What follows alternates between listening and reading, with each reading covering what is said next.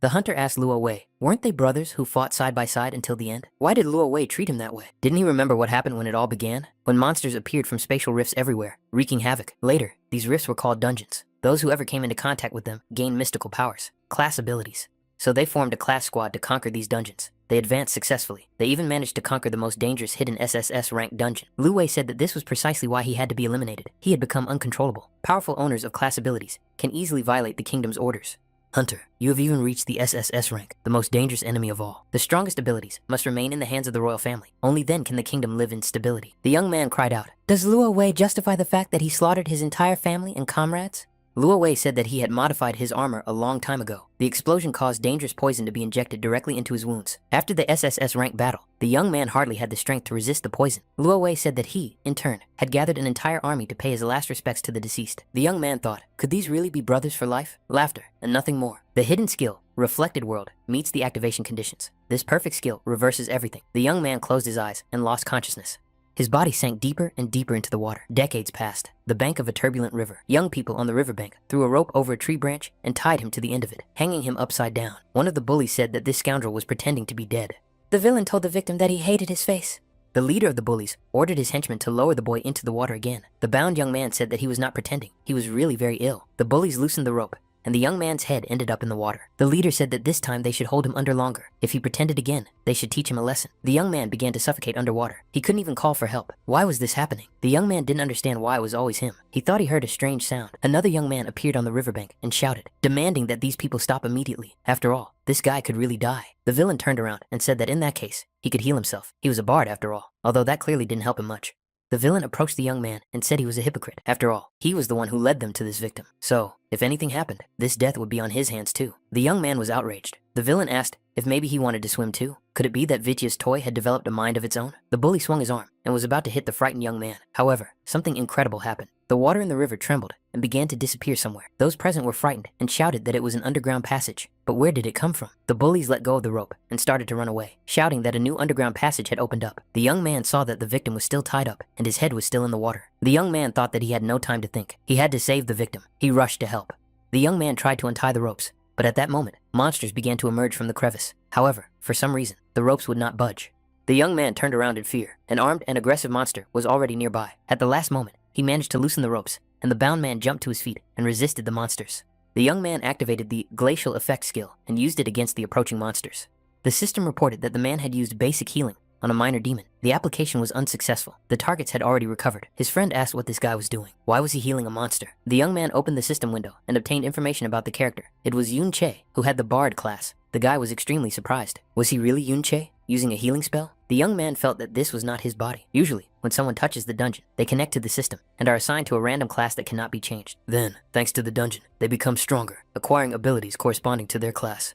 However, the young man was a warrior who had reached the peak. Then he used the Reflected World. The Reflected World is a perfect skill that reverses everything. The young man found himself locked in the Reflected World until he heard the cry of the dying boy. The young man realized that he had been reborn in this body. There was little good in that. However, the young man was still grateful to the boy. After all, it was he who gave him a chance for revenge. His friend told Yun Che that the monster was getting bigger. He needed help because he could only handle a maximum of 3 monsters.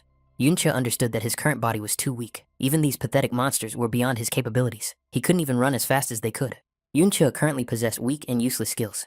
These skills were too niche. They were all based on support. At the same time, other classes surpassed him in everything. No wonder they always looked down on him. Relying on his former combat instincts, he could hold out for a short time. However, he needed to get out of here as quickly as possible. Reflected World. This hidden skill was now his only hope. But how exactly did it work? The young man used this skill on a small demon, but the attempt was unsuccessful. What conditions were necessary? Was his level too low? Did he need a real mirror to use it? At that moment, the monster found itself above its reflection in the water. The Reflected World skill was used on the small demon again. The attempt was unsuccessful. The level was insufficient. Yun Che realized that he didn't need a reflective surface. The whole problem was that his level was too low. However, there was nothing he could do about the level yet. He needed to try using the skill on something else. Yun Che used Reflected World on the rusty cleaver in the monster's hands. The attempt was unsuccessful again. This was repeated several more times.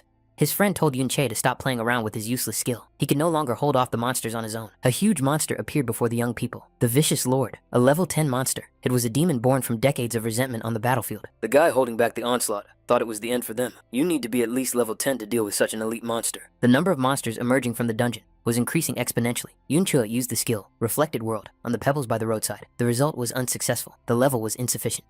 Yunche thought that this skill didn't even work on a stone. Was the level difference really that big? Monsters were already surrounding them on all sides.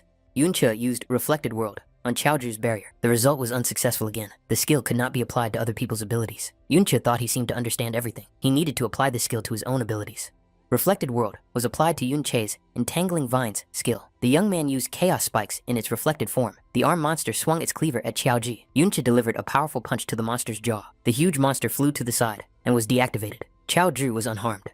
Yunche realized that the effect of the skill had become completely opposite. Instead of immobilization, confusion occurred. The vines immobilize one enemy. The spikes hit the target with a low chance of causing confusion. As a result, the enemies begin to attack each other. The confusion effect status causes them to attack random targets. Yunche thought that the useless skill became truly powerful after applying reflection. What if he tried to reflect everything here? Reflected World truly lived up to its reputation as a hidden SSS rank skill. It didn't just reflect skills, it was an obvious improvement in all stats. Yunche thought that if he used the unreflected version of this skill, not only would the success rate be extremely low, but the immobilization would last a maximum of 1 second, failing to realize its full potential. Yunche wondered what would happen if he reflected all his skills. Powerful Strike, Deceptive Blade. Each use of the skill increased his attack power. Deceptive Blade was activated. The young man realized that he had only activated it, but now each use would increase the damage. The potential of this ability was impossible to imagine. It seemed as if the monsters had severely damaged each other. When they died, they gave a decent amount of experience. He even managed to level up. It was just what he needed. Leveling up completely restored his mana. Yunche thought it was time to test the Deceptive Blade. The monsters were still in a state of confusion. The Spikes of Chaos were activated. Yunche realized that he had easily achieved a 2-fold increase in his stats and skills. The young man realized that this skill broke all the rules. Now he was not afraid of any monsters. Yunche acted calmly and decisively, leaving the monsters no chance of victory. Qiaoju couldn't believe his eyes. Was this really Yunche? How could a 5th level bard do such a thing? Where did he get such moves? Yunche moved close to the huge monster and cut off its head with a single move. The young man thought that with his current level of power, he would hardly be able to cope with the 11th level elite. He needed to become stronger. A 21st level battle chimera appeared before the young people. It was a demon born from decades of resentment on the battlefield. Yunche wondered in surprise. Could a 21st level demon really be hiding in this dungeon? He activated a skill suitable for the occasion, but the Spikes of Chaos did not work against the combat chimera. The target was immune to chaos. Yunche looked at Qiaoju, who was trying to resist the monster by activating his defensive barrier. The young man remembered the old days when his friend, clad in knight's armor, did the same thing. The knight turned around and told the young man that there was no need for him to rush forward. Why did he never listen to him? Yunche rushed to Qiaoju, who was lying on the ground. Had the young man signed his own death warrant? Why did he go up against such a monster? Yunche used the basic healing skill on Qiaoju. The Deceptive Blade was provoked. Yunche thought that the bard's healing skills were truly pathetic. Were there any healing potions here? There was only one bottle of potion available. Yunche told Qiaoju to drink it. A monster boss of an unreal level appeared from the dungeon. Yunche thought that he still couldn't handle such a boss. However, those mobs had almost killed each other. If he tried, he might be able to do it. Yunche told Qiaoshi to try to hold on a little longer. Yunche activated the Deceptive Blade and raised his level. His stats were fully restored. Chaos Spikes activated. Yunche knew that he needed at least a 400% increase to defeat this boss, but his blade only lasted for a minute. He needed to cast the spikes 40 times in 50 seconds. That meant he had to reach level 10. The monster boss approached closely and, growling loudly, lunged at Yunche. The Deceptive Blade gave him a 510% increase. Yunche decided that this was more than enough. He prepared to parry the attack and counterattack. An energy-charged blade appeared in Yunche's hands. The monster boss was defeated. Qiaoju couldn't believe it. Was he really awake? The 5th level bard had just cleared a new dungeon single-handedly and raised his level by 3 points. Qiaoju asked the young man if he was really Yunche. Yunche told his friend to collect the loot.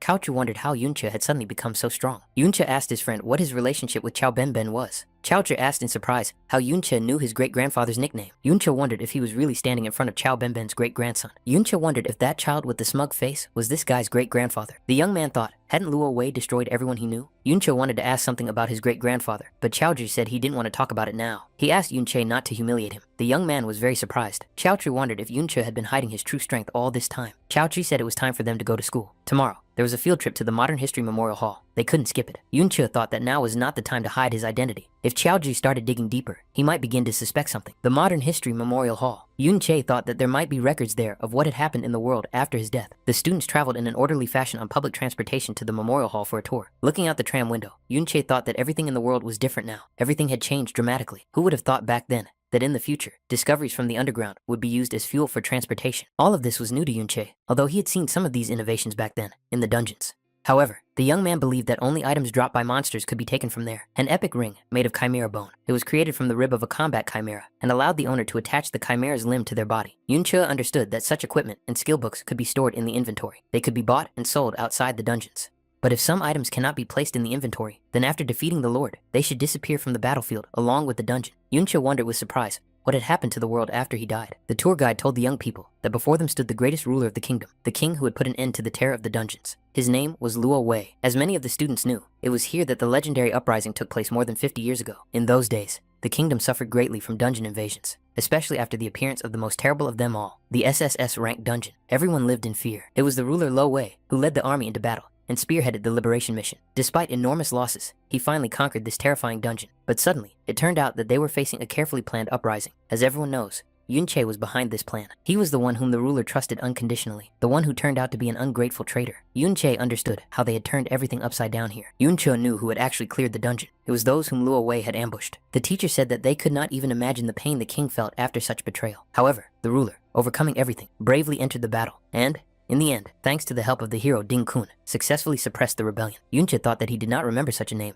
Ding Kun, the hooligans who had been harassing the young people on the riverbank the day before, said with surprise that the two were still alive, but they had been covered by a new dungeon. One of the young men recalled that the dungeon had been cleared. For a new location to be cleared so quickly, some kind of master had obviously been at work there. It seemed that these two were just incredibly lucky. All the students wondered in surprise. Could it be that Ding Shu had stumbled upon a new dungeon? Could they have survived after that? The bully approached Chao Zhi and said that this guy was born lucky to have come out alive and unharmed. But because of him, they almost got hurt too. How was Chao Zhi going to pay for this? Chao Zhi replied that it was clearly their fault. The hooligan said that Chao Zhi had completely lost his mind. It seemed that he needed to be reminded of something. The hooligan asked Chao Zhi if he could see the statue. Now he should look under the hero's feet. There lies his ancestor, the traitor Xiao En. The hooligan said that Chao Zhi was a descendant of a traitor. Therefore, no one would ever believe him, no matter what he said. Chao Zhi said that Ding Shu could insult him, but he should not touch his ancestor. The disciples began to say that the hero Ding Kun was actually Ding Shu's great-grandfather. Next to him now is Chao Zhi, the grandson of the traitor Xiao En. Could it be that the descendant of a traitor is insulting a hero? The world has gone mad. Fanatics said that this young man's ancestor had killed many people. If the hero had not intervened, who knows how many more people would have died. Ding Shu indignantly said that Chao Zhi could not insult his ancestor to his face. The teacher who approached said that he had always been fair, so now he wanted to say something. The teacher told Chao Zhi to apologize immediately. After all, the hero had spared his family. The teacher added that if the young man was unable to express his gratitude, he should at least not insult him. Ding Shu said that if he beat Chao Zhi in front of everyone now, people would only be happy, because no one would help a mad dog that was being taught a lesson. Moreover, everyone despised this dog anyway. Ding Shu asked if Chao Zhi really believed that the descendant of a hero could be wrong. He prepared to strike. However, at that moment, Yunche kicked Ding Shu in the face and said he would not allow this to happen. Ding Shu flew to the side and fell to the floor. Yunche asked if the hero's family had time to raise their offspring. The disciples saw, was this really Yunche? But this guy was unrecognizable. Did he really just kick Ding Shu? Yunche must have gone completely mad. What was he saying? How could he insult the family of a hero? Yunche was only at the 5th level and was the weakest in the class. What had gotten into this guy that he dared to touch Ding Shu? Ding Shu was indignant. How dare this punching bag raise his hand against him? He should be glad that they didn't touch him back then. He didn't dare to attack sneakily now. Ding Shu said that in that case, he would deal with both of them at once. His comrades rushed at the young man. Without hesitation, Yunche dealt with all the attackers. Ding Shu also got his share. The students present were shocked. How could this have happened? Ding Shu couldn't recover. Could it be that Yunche had just beaten him? The disciples were surprised. Could it be that Ding Shu had been knocked out again in a second? Was he really that weak? Ding Shu was outraged. How could a pathetic 5th level trash be stronger than him? The rage skill was activated. A fiery hammer appeared in the young man's hands. Ding Shu initiated a nuclear strike. Yunche said that his opponent had opened up too much and punched him in the jaw. The deceptive blade skill was used. Ding Shu again did not understand how this was possible. However, he was deactivated and fell to the floor. A security guard appeared in the room and asked what the young people were doing there. Yunche said that Ding Shu had lost consciousness and asked if there was a healer here. The students were surprised. Was Yunche really that fast? Was he really only at the 5th level? But how was that possible? Was he hiding his strength? The security guard said that fighting was prohibited. They could destroy everything here. The teacher told Yunche to step aside. First they insulted the hero, and now his descendant. The teacher secretly took out a baton, but Yunche knocked it out of his hands.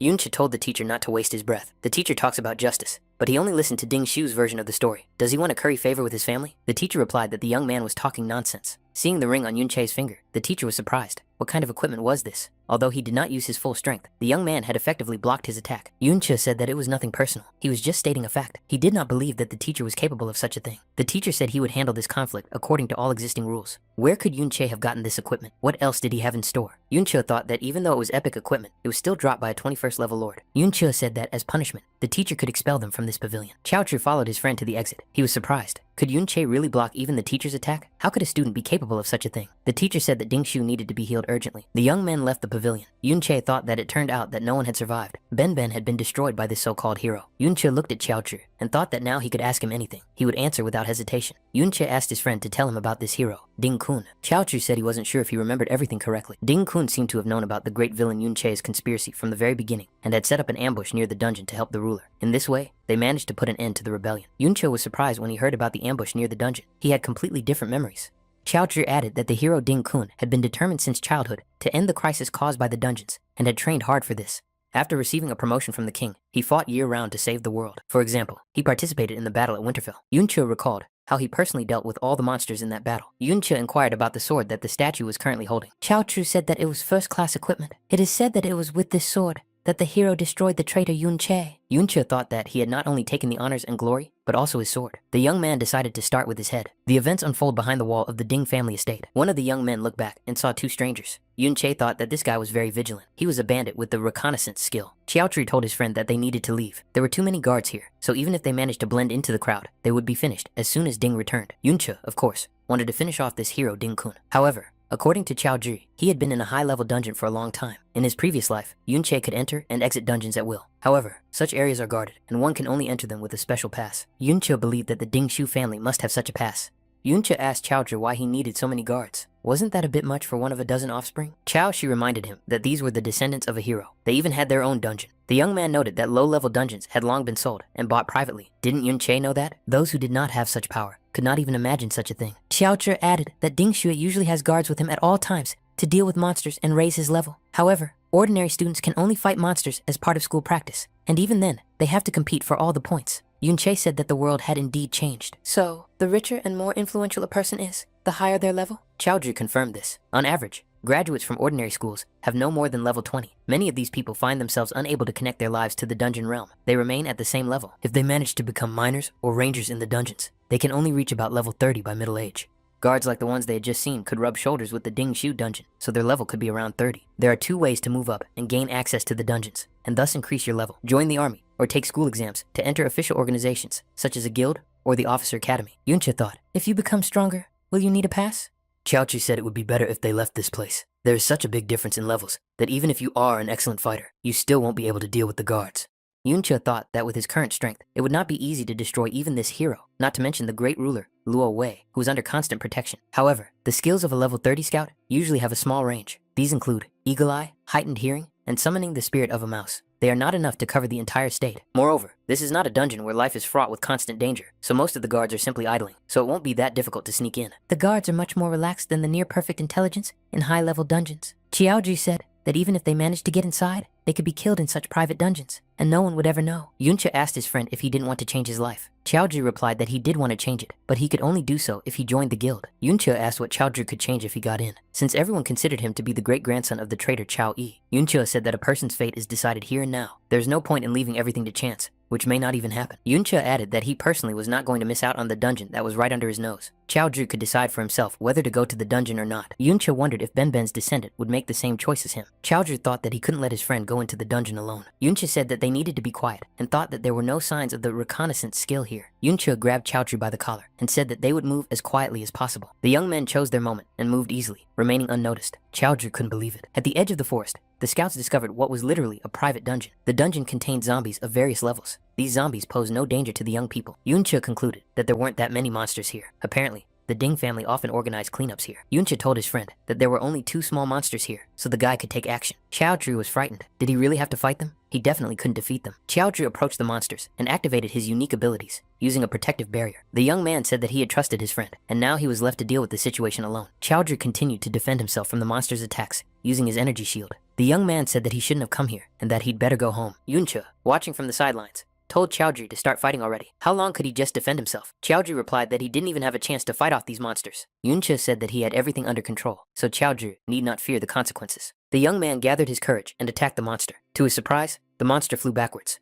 Watching the confrontation, Yunche concluded that this guy had excellent skills. However, he was constantly frightened and easily panicked, so he usually only dared to defend himself. However, his intuitive judgment of the position of targets in space turned out to be very accurate. This allowed him to stay close enough to his opponent while continuing to defend himself. Chaozu said that he wouldn't last long. Many people stay in one place simply because they lack the courage to challenge themselves. Yunche mentally told Benben that his great-grandson had already taken a step forward. Chowdhury was surprised to see that his level had risen. Yunche said that experience was distributed according to the significance of the attack. Even if Chowdhury threw the monsters off balance, if he didn't destroy them himself, he wouldn't gain much experience. Yunche appeared to have a bone blade of sorrow in his hands. Yunche concluded that Chowdhury was quite agile and asked how he distributed his stat points. The young man replied that, apart from mental strength, he usually distributed them evenly. Yunche said that shield bearers usually don't increase their agility. Chowdhury replied that without it, he wouldn't be able to find a team at school. If he waited for a slow shield bearer, all the monsters would go to others.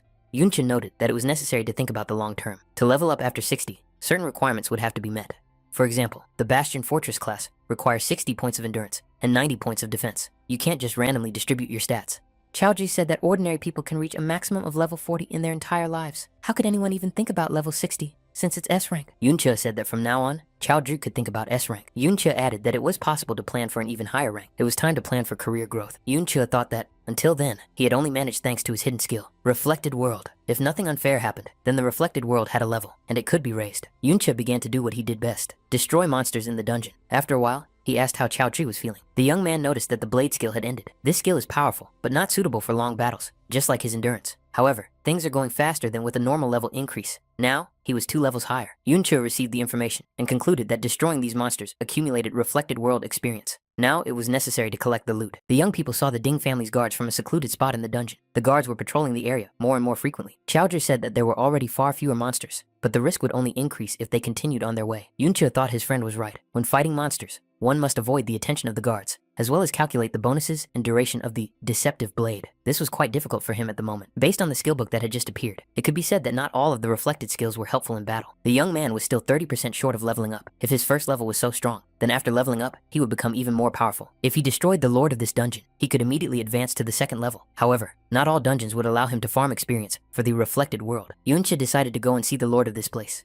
The Summon Mouse Spirit and Summon Owl skills were activated. The Scout skills were becoming more and more apparent. The young people had reached their intermediate goal. Before them stood the lord of this dungeon. As was to be expected in such cases, it was a huge monster sitting on a throne. Chowdhury said that this was the first time he had seen the lord of a controlled dungeon. At school, he was usually guarded by a teacher, and no one was allowed to approach him. The young man thought that this goal must be very high level. Yunche noticed that there were many guards around. If he started to act, even more guards would rush over. With his current level, it was practically impossible to destroy the lord under siege. Yunche crept up behind a guard and decided that in that case, he would start with them. He used his Deceptive Blade. The guard was deactivated. The guard was wounded and fell to the ground. Yunche told the wounded guard that he was going to conduct a biased interrogation, so it would be better to be honest right away. The frightened guard said he was ready to tell everything and was waiting for questions. The Ding family doesn't pay very much, and it's not worth his life. The guard said that there were many passes to the hero's private dungeon, and that they were kept in the old master's office. This was not so unusual. The guard added that he was not lying. He had seen the master take a pass from his office several times and leave with the chief guard. However, this is a temporary permit that does not contain any information about the person. Therefore, if there is no one nearby who can confirm the person's identity, an interrogation is mandatory. Yunche told the guard to retrieve everything he had in the system storage. Yunche led the guard out of the dungeon. The young man asked if there were any other books on bard skills. The guard replied that there were no more. He added that the Ding family was so stingy that they took everything they found in the dungeon. They had to be content with the scraps. Everything interesting was in the inner residence. The guard showed him where the Ding family's inner residence was, and added that even guards were not allowed to enter without a summons.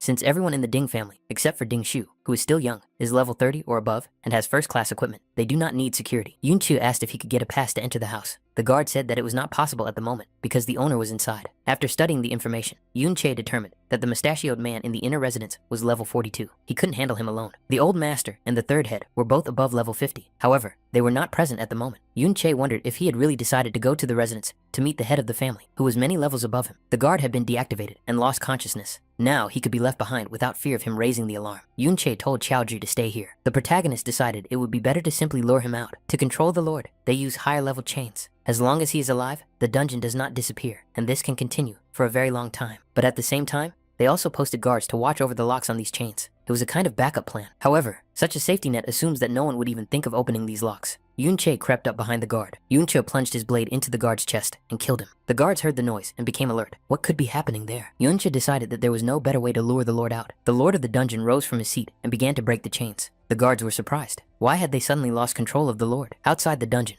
on the grounds of the Ding family estate, the head shouted for the guards not to hesitate and go to the dungeon to help. Yunche received level 60 equipment. Having taken possession of the chains, the young man thought that it would now be much easier to enter the inner residence.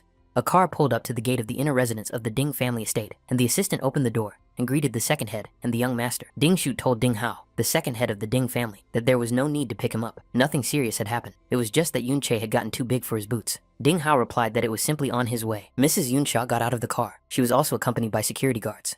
Ding Hao greeted the girl and invited her into his modest abode. Ding Hao noticed a servant standing nearby and kicked him aside. Ding Hao and the young people went inside, leaving the servant lying on the ground. Xiao Xu watched the scene from the sidelines and analyzed the situation. The head of the family had returned, so it was not worth going in. Yunche asked his friend what had happened to his face. Xiaozhu was surprised that Yunche had managed to return so quickly. Yunche said that the guards were now dealing with the Lord. Even though he was only at the 30th level, it wasn't easy to capture him alive, so even without his help, they would still have to work hard. Yunche asked his friend what he had seen there. Xiaozhu pointed to the servant and said that it was his uncle, Qiao Li. This man was at level 17. Xiaozhu added that when Yun Che started the rebellion, his family had already been killed. Thanks to this, they were able to avoid endless humiliation, which could not be said for Chao's family. Under the secret orders of the hero Ding Kun, the attacks and bullying only intensified. Xiaozhu added that in the end, they were effectively forced to become slaves to the Ding family. They were brought out into the open from time to time to demonstrate the power and favor of the hero's family. In order to survive, the Chao family had to endure all kinds of hardships while watching the Ding family prosper. The young man said that his parents tried to change things. However, his father lost his mind, and his uncle became a servant of the hero's family. Yun Cho was determined, and said it was time for them to pay a visit. Xiao Chu was surprised. After all, Ding Shu's father was also there. He was at level 42, and fully equipped. If they crossed the threshold of the residence, they would surely meet their doom. Yun Che said that in the age of private dungeons, there was no hope of starting from scratch without taking risks. The young man added that some steps could never be taken if one thought about them for too long. Yun Che said he would help his friend change, but only if he made the decision himself. He chose confrontation, but he was not going to force his friend. Xiao Chu wondered what they could possibly oppose such an influential family with. Yun Che replied that he wanted to fight, and against the entire kingdom. Ding Hao wondered how the Lord had managed to free himself from their bonds. Yun Sha asked if everything was alright, and suggested that they could come back another time. Ding Hao replied that everything was fine, and that his brother would take care of everything. Lady Yun Sha was more important than any dungeon. Moreover, upon learning of her visit, his father and third brother were already on their way home. Ding Hao added that they had more than enough strength to deal with this misunderstanding. His grandfather had also been informed, and the hero was very eager to meet Yun Sha. Yun Che remembered his friend's words, that a pass and an escort were required to enter the dungeon. This girl definitely had a special high status, judging by how she was treated. Yun Che noted that Yun Sha had the same surname as him. However, right now, he needed to focus on getting the pass. Yun Che sneaked into the estate owner's office. There was no one else there but him. Representatives of the Ding family came out of the basement. The elder said that they were finally done with this lord. Ding Yi, the head of the family, said that someone had deliberately let him out. However, the culprit had escaped, and they couldn't take such a risk for the sake of a single high-level artifact. Ding Yi ordered the guards to surround the inner residence. The head of the family thought it would be very bad if they disturbed the guest. Yun Che searched everywhere, but couldn't find a single pass. But Xiaoji said there should be many of them here. Yun Che used the void technique skill. The void technique is the ability to turn objects the size of a brick into nothingness. In one of the boxes, the young man found a diary. There were also high-quality skill books in this box. Guards were stationed around the perimeter of the Ding family estate. Xiaochu looked outside and wondered why these guards were now everywhere. The young man decided that it was too dangerous here now. There were more and more guards. If Yun Che didn't leave right now, he would have no chance of escaping. Xiaochu thought that if he didn't escape now and was discovered, they would have another reason to torment the Qiao family. Xiaoju decided that it would be better to leave quietly. At least that way he would stay alive. However, he remembered his friend's words that he could only help him change if Qiaoji himself wanted it. Xiaoju sneezed on purpose, and the guards heard it. The young man started to run, and the guards immediately rushed after him. Xiaoju thought that now Yun Che could leave. He would distract the guards. Yun Che thought that Xiaoju had finally overcome his fears and decided to fight. The young man jumped out of the window and shouted that he had chains and skill books. The guards could try to take them if they could. Ding Yi shouted for the guards to go to the Lord immediately. The fugitive was not leaving the territory. He was heading for the dungeon. Xiaoju thought he had managed to distract them all. With so many guards, the Lord must be well protected. To bring him back under control, they must have fought with all their might. This means that the Lord must not be in the best condition right now. Yun Che decided to deal with the Lord and raise the level of the reflected world. Yun Sha and Ding Hao continued to wait for the rest of the Ding family in the office. Yun Sha said that if the Ding family had encountered some kind of force majeure, the Mr. Ding Hao could go, and she would stay here alone. Ding Hao replied that it was just some petty thief, and that his older brother would handle it perfectly well. The older brother, Ding A, was seriously alarmed and shouted for the robbers and archers to follow him to the intruder. Yun Che effectively evaded his pursuers. Yun Che understood that any class could add 3 points to one of its stats when leveling up. He invested half of his points in agility. In addition, he used the acceleration skill, so among the 30th levels, no one could keep up with him except archers and bandits. Yun Che saw the dungeon lord lying unconscious. The guards surrounded the giant and were on high alert. They were afraid that someone would harm the lord, so they put a seal on him. Now, he was at his weakest. It was time to act. All that remained was to build up his strength to the maximum, and he could finish off the lord with one blow. The guards and bandits noticed the stranger and regrouped to protect the lord. Yun Che prepared to attack and used the skill Spikes of Chaos. The guards were confused. What kind of skill was this? They had never seen anything like it before. It was a skill that imposed an abnormal status. The guard's resistance did not work. Human resistance to anomalies is not the same as that of monsters. How could he use this skill so easily? The level of abnormality of the ability was simply off the charts. Yunche thought that he just needed to walk through the squad and get to the weakened lord. This rabble had no experience in team combat. The kingdom had lived in peace long enough to degenerate. The guards were perplexed. Could they really not handle one person? It is necessary to pin down the stranger and finish him off together. Dean E said that if no one could stop him, he would take care of it himself. The head of the Dean family activated his equipment. Dean E approached the young man and initiated a fire explosion. Yunche thought that now his opponent was caught. The young man understood that although he was not high enough in level to get a stat bonus from these targets, they were level 60, and that would be enough. The blow was strong enough to break through the seal barrier, but Yunche was thrown back by the shockwave. Yunche landed on his feet and thanked him for his help. Ding A shouted at his opponent not to dare do that. Yunche decided it was time to take the EXP for the Lord. The Lord was defeated. The protagonist was unharmed. The experience points for the reflected world were fully earned, and the skill level was increased. The bandits surrounded Yunche. An order was given to capture him. Ding E came closest and prepared to attack the protagonist himself. However, Yunche suddenly disappeared. Yunche found himself in the mirror world. The young man was able to stay in the mirror world for half an hour. Now it became clear why everything here seemed to be mirrored from the real world. It resembled an illusion. However, the stones here were real. The mirror stone could be picked up and taken away. Yunche thought that at the second level, the skill allowed him not only to move to the mirror world, but also to take items from there. Yunche wondered if anything new had appeared in the system. There were indeed new skills, but almost all of them remained inactive. The original skills had not yet been mastered. Reflected versions of all abilities were displayed here. However, to activate them, one must first learn the original in the real world. It turns out that the first level reflection is just a stripped down version of the second level. Souls appeared before the young man. Yunche was surprised at how many there were. The next moment, one of the souls turned into an undead creature. Yunche was surprised. Was this really possible? The young man prepared himself for a possible confrontation with the undead. After reading the necromantic contract, Yunche realized that after defeating the undead, he would be able to take it with him and summon it whenever he wanted. Yunche realized that he was holding ordinary stones. It seemed that the second level of the reflected world allowed not only objects to be transferred into reality, but also dead creatures. It was strange. Why didn't this guy appear after the dungeon dissipated? The guards didn't understand how he could just vanish into thin air. Maybe it was the bandits' camouflage skills?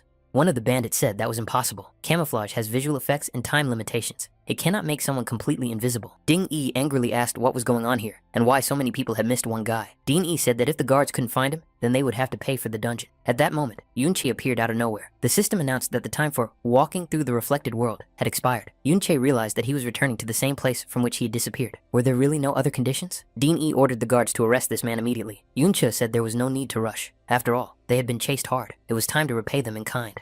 Yunche summoned the undead and said he wanted them to have a good time with this army. The guards were frightened by what this meant. Were they evil spirits? Ding E told the people not to panic. They were just necromantic creations. He had seen many like them before. A skeleton attacked a guard who managed to put up a shield in front of him. Judging by their status, they were only level 20. Dean E told everyone to calm down. Anyone who wanted a raise should catch this stranger. The guards were delighted and became even more motivated. However, the man disappeared. Yunche left the area. He understood that the summoned undead were still weak. Yunche thought that if he could find stronger spirits, this rabble would no longer be able to stop him. However, of all the undead that had been found, the 20 strongest were already bound by contract. The reflected world also had limits to its exploration. It was only possible to move within a radius of 200 meters. Yunche thought that he would have to explore the reflected world in other places. Perhaps he would be able to find high-level undead there. Once outside, our hero saw one of the guards catch Chaoju. The guard asked, "Did the young man really think he could escape from him? There would definitely be a good reward for this guy." Yunche jumped towards the guard, delivered a crushing blow, and freed his friend from his grasp. Yunche grabbed Chaoju by the collar and said they were getting out of there. In the dungeon, the guards and bandits continued to fight the undead army. The guards knew that these skeletons weren't that weak, but why did they keep coming back to life? Ding Ge,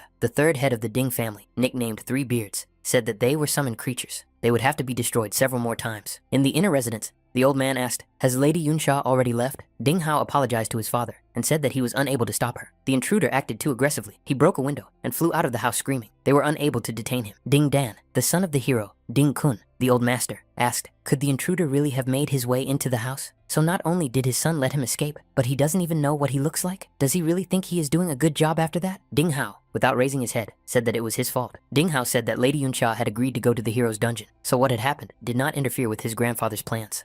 Ding Dan said that when he found out who was behind this, that person would regret it. They had to check if anything had been stolen. Yunche had Chaochu's temporary pass in his hands. Now all that remained was to find someone who could guide them through the dungeon where this hero was located. However, there was no rush for that now. Yunche thought that he had risen to the 20th level in Ding Shu's house.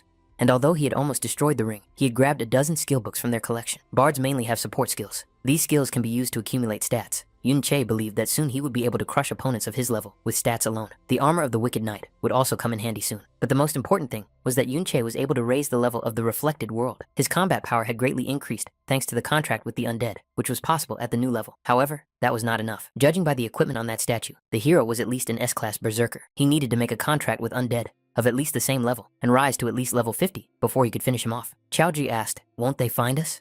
Yuncha said there was no need to worry. The guards had definitely lost track of them, and no one had seen their faces.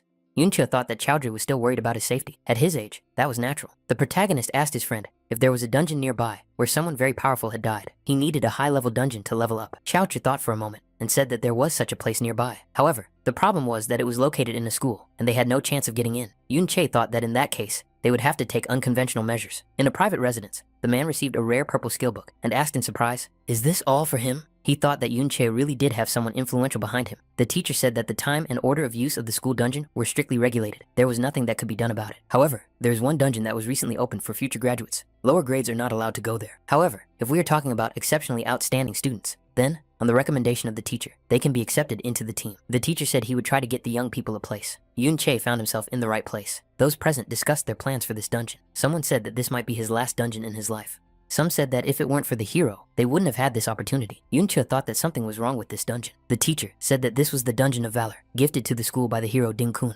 Rumor has it that the hero once fought here, and traces of his battles can still be found. Kaoju thought that this was the very place where the hero valiantly destroyed the traitor Chao En. The teacher said that the level of this dungeon was quite high, so caution was necessary. He added that Xiao Si should take care of the young people. The teacher said that the dungeon was open, and they could go through. Xiao Si didn't want to babysit the youngsters.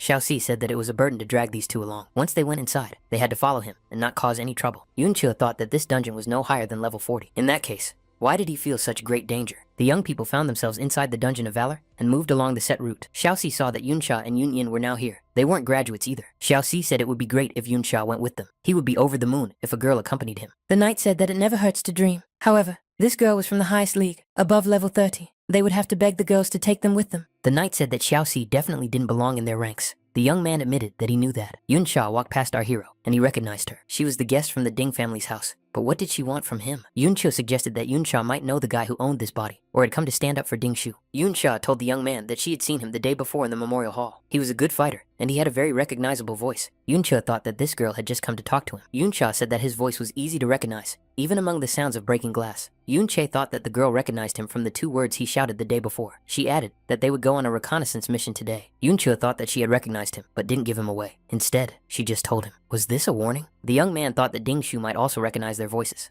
However, as long as the Ding family hadn't come for him, everything was fine. At this rate of leveling up, he would soon not care at all. Yuncha looked at the girls and thought that if they didn't show hostility, he would repay them in kind. The young man said that caution was necessary. This dungeon was dangerous.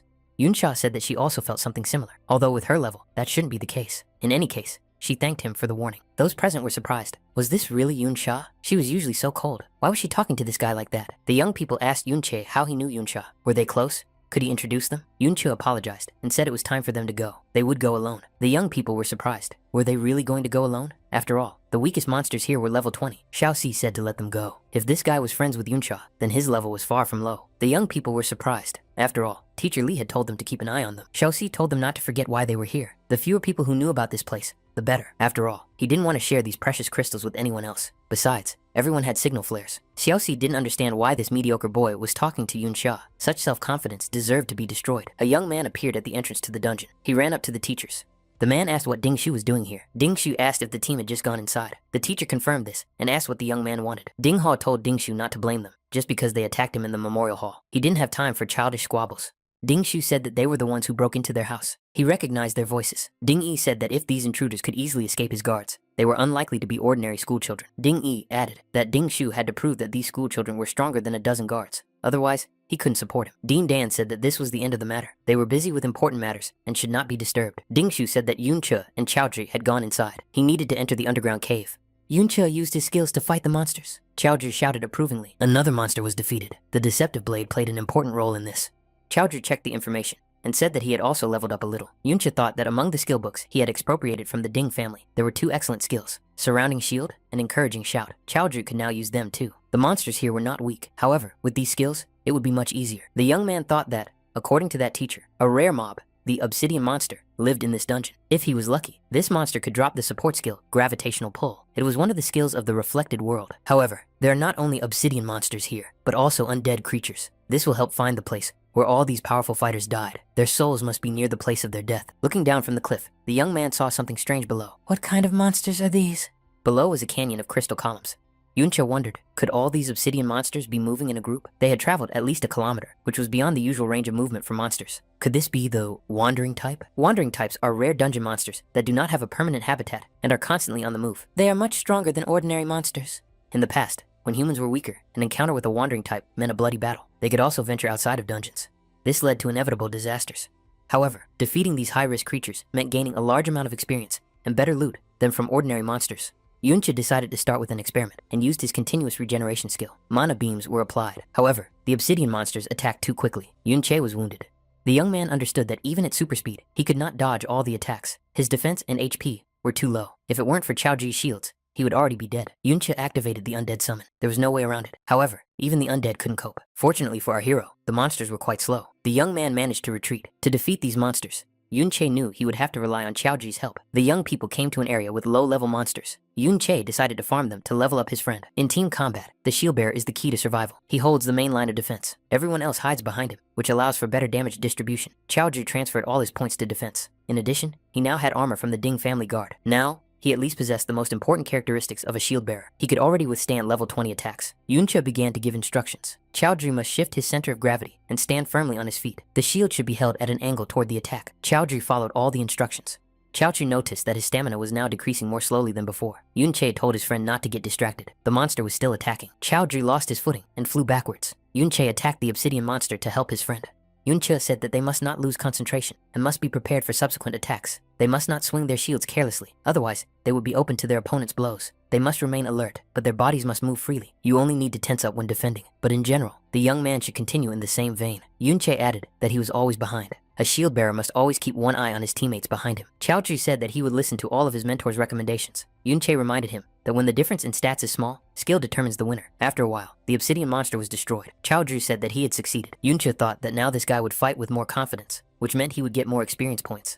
Chaoji happily said that he was now at level 15. Now he could master the skill. Skill book, armor. This skill applied external armor to the shield, increasing its durability and protection. Yunche thought that this was the last of the skill books they had taken from the Ding family. Now Chaoji could reinforce his shields with armor. With such a buff, they could even go up against the elite wanderers. They were talking about the Crystal Column Canyon. There were indeed many high-level wanderers in this region. The team of teachers, observing these monsters, was surprised. Where did so many high-level wanderers come from? It was too dangerous for the students, and these monsters had to be eliminated. The teachers believed that they could handle ordinary level 30 monsters, but elite monsters were a different matter. The teachers received a signal from the student and decided to help him. They understood that these monsters were very dangerous. One of the teachers said he would stay here just in case and continue to monitor the monsters from a safe zone. The other teachers agreed. Their colleague would remain here to observe.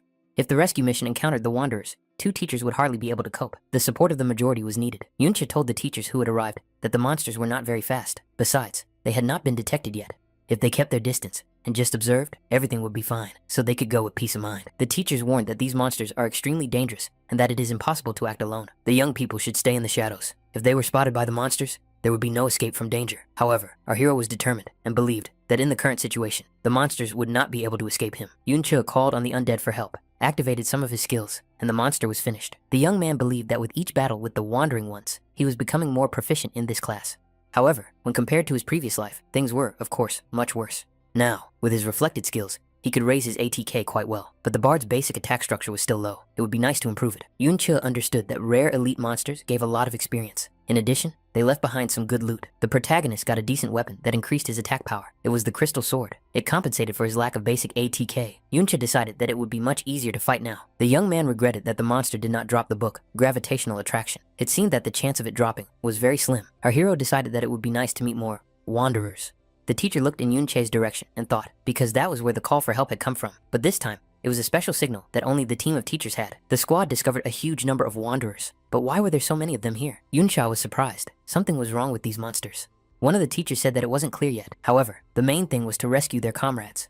He said that the signal had clearly been sent from the cave. Apparently, the students were stuck there. A rescue operation must be organized immediately. The rescuers were tense. because there were so many monsters there. Even if all the teachers got together, it might not be enough. Yunsha said she considered it her duty to join the rescue expedition. Yunsha activated her exclusive skill, Secret Star Art. Magic circles began to appear along her path. Everyone present immediately appreciated her mental strength and powerful buff. This girl was at least epic level. Gravitational pull was activated. Yunsha's assistant used the skill Hidden Strike, and the monster was defeated. The students were surprised. Were these girls really that strong? Now it was definitely possible to rescue those who were stuck. Yunsha and Yunyin were incredible, as expected. Yuncha immediately determined that these girls had top-level equipment and skills. They could handle many tasks on their own. Xiaochu was curious about what was happening inside. Why had so many wandering monsters gathered together? Yuncha told his friend that he was going on a reconnaissance mission, and Xiaoji would remain here as the senior member. The protagonist decided to take a half-hour walk through the mirror world. The place was covered with crystals that acted as mirrors, so he could enter the mirror world at any moment. However, our hero never figured out how to return to reality. The day before, at the Ding family's house, when the time for his walk was up, he was unable to return. Yuncha was surprised. Do humans have mirror images? But monsters don't? But their destroyed bodies are material. Yuncha thought, could it be that only he has a physical shell in this space? The protagonist saw the images of the squad members, and even recognized one of them. It seems to be Xiaoxi. It seems that the wandering ones gathered here because of them, and then sent a signal for help. They are relying on the narrow passageway, so I don't think the monsters will get them anytime soon. What are the monsters really interested in? There were solid crystals all around, which prevented a full view. However, what the protagonist saw surprised him greatly. Among the crystals, the young man noticed a mirror-like crystal ore. Now it became clear why Xiaoxi and his team had come here. These crystals are different from those found outside. Unique materials that are not found in the outside world can be found in the dungeons. Masters use them to create special artifacts and equipment. This ore is one such material. Its value is several times higher than gold. Yunchu received information that he could pick up and take the mirror crystal ore with him. The hero realized that all he had to do was find a reflective surface to return to reality. He needed to find the time to study this skill better. It clearly had a lot of untapped potential. Yunchu decided that it would be a good idea to explore the area first. The amount of ore here was unrealistically large. If you mined it all, it would be enough to make anyone a billionaire. No wonder all the wandering monsters flocked here. The gravitational pull skill was activated again. Yunsha did her job. Yunyan activated the double blade dance skill. The skill, Art of Star Rain, was also used. Those present understood that these girls had epic level skills. How could they be so strong? They were cooler than any of the teachers. At some point, the students realized that they had been unlocked and were now free. Finally, they were saved. Xiaoxi said that he thought they would never get out. Now he feels relieved. Yunyan said that they shouldn't relax. They still had to fight their way back. Yunsha suggested that the way back would be a little easier. However, the wandering creatures from all over the dungeon had gathered here. The squad was surrounded. In the mirror world, the protagonist felt like he was in a maze. Yuncha saw a bright glow ahead. What could it be? Could it be the dungeon's secret treasure? If crystal ore is a special resource of this dungeon, then the crystal core is its unique and irreplaceable secret treasure. It is the condensed crystallized essence of all the ore in the dungeon. Its formation takes years, and the process itself is very unstable. One could live their entire life and never see it. Every secret treasure, without exception, has a special effect. The reflected image of the crystal core not only boosts base stats, but also reduces damage. The bonus to endurance means that the hero will receive more HP. Faster mana regeneration will allow you to use Deceptive Blade more often. But what is definitely important is the damage reduction. Damage reduction in percentage terms is rare, even for top tier equipment. And at the same time, the item does not even take up a slot in the equipment. Considering how ore attracts wanderers, it is logical to assume that there is a monster here that surpasses the wandering type in strength. Yunche decided to use the secret treasure and head for the exit. All members of the expedition heard a loud noise and felt the ground shake violently. The tension grew. Could it be the Lord of the Wanderers? Why did he come here? The expedition members speculated that this Lord of the Wandering existed independently of the Lord of the Dungeon. It was a rare secret boss, and it was approaching the people. His power far exceeded that of ordinary lords. No teacher, let alone a student, could defeat him. Our hero believed that such monsters only existed in high-level dungeons. So where did such a monster come from here? The members of the squad believed that they would not get out of here alive. Yunsha got everyone's attention and told them to calm down. If they wanted to get out, they had to work together. That was the most important thing right now. Yunsha pointed in a direction and said that this canyon was their chance to escape. If they managed to break through the gorge, they would be able to get out of the dungeon. The secret star art was activated. Yunsha emphasized that no one should hold back. They had to fight with all their might and fight their way to the exit. The teachers believed that they had a duty to at least get the students out and prepared for successive attacks. They were advancing, but at a slow pace. Still, salvation was closer. The squad was almost at their destination. A battle cry rang out among the monsters, and a general assembly was announced. The number of monsters began to increase. People were puzzled. Where did so many come from? The monsters activated their crystal aura, and their tactical and technical characteristics increased significantly. The people immediately noticed that the monsters' attacks had become much more powerful. The damage from these attacks was too great. There was not even enough time to recover. People began to call for help. There were casualties among the defenders. Even one of the teachers was taken out of action. Yunsha called on the shield bearers to move forward, and the priests to focus on healing the wounded. The woman understood that everyone was exhausted, even before the Lord appeared. Now they were barely holding on, and the monster hadn't even struck for real yet. People thought they were failing. At this rate, they would never make it through, because there were now significantly more monsters. One of the resistance fighters activated the hide skill and, armed with a cold weapon, moved forward, closer to the monsters. The man said it would be better if everyone fended for themselves. Breaking out of the defensive perimeter, this lone fighter rushed headlong, wanting to get out of the gorge. The teacher shouted for the bandits not to follow him. It was a bad example. Hide would not last long enough for him to escape. Suddenly, there was a powerful explosion. It was the monster's reaction to the defector. The teacher said that the monster had simply incinerated him. The people remained in a tight circle. The number of monsters continued to increase. The people noticed that the canyon had been destroyed. Had this explosion destroyed their last hope? Now there was definitely no escape. The monster lord relentlessly approached the squad. The student cried out that now it was truly all over. This giant monster was coming toward them. There was no way to stop it. Yunsha told everyone with high strength to move to the perimeter on the side of the giant monster. This shield was level 70. Its durability was beyond doubt. However, precisely because of this, no one has a high enough level to equip it. In addition, it is too cumbersome to move around. The teachers were still puzzled. Where could such a monstrous monster have come from in the school dungeon? The teacher thought that they had held out for a very long time to save the students. Was it all for nothing now? The teacher looked at Yunche and Chaochu and thought that at least those two were safe. Chaochu's face seemed familiar to the teacher. Could it be that same guy? Weren't they supposed to stay in the valley? How did he end up here? The teacher managed to jump aside, where he had just been standing. The monster's fist came down. Chaochu shouted that the surrounding shield was damaged and the perimeter defense had been breached. Now, there was no one to hold back the onslaught of the wandering ones. The teacher saw Chaochu rush at the monster, using his shield. He was surprised. Where did this student get such strength? By this point, all the shield bearers had been taken out. All defenses had fallen. Was there really no hope left? Yuncha looked at his friend and said that Chaoju was working very effectively this time. Yuncha told Chaochi to rest a little, and he would take care of the rest himself. Shortly before that, the real world. The young man now had not only a reflected image of the crystal core, he had found its original in the real world. Now, thanks to the reflected world, all future discoveries could be doubled. The only difficulty was bringing this ore into the real world. It wasn't that simple. To retrieve the core, it takes 10 minutes of walking. Yuncha decided that for now, he would only take the most valuable items. The crystal core had been used, and so had the reflected image of the crystal core. Yuncha felt a strong vibration. What could have happened? The young man decided to try to pass through the reflected world. Yuncha realized that the walks could be turned on and off before the time expired. When the timer reached 0, it would go into standby mode. The protagonist left the reflected world. Yuncha was surprised. Where did so many monsters come from again? He understood that they were attracted by the ore, but not in such numbers.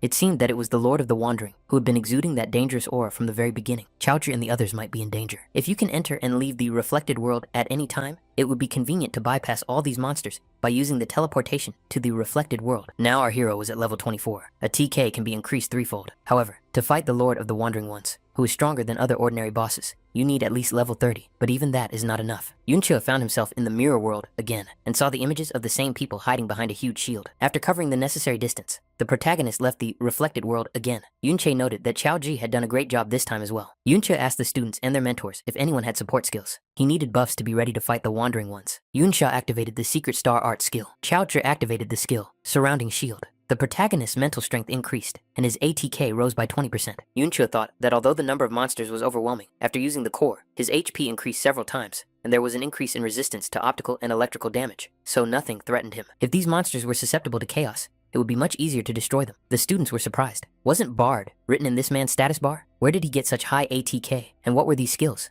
The teacher thought, is this guy really that strong? It turns out he didn't need to worry about him. Yuncha realized that it was much easier to farm with such rare monsters.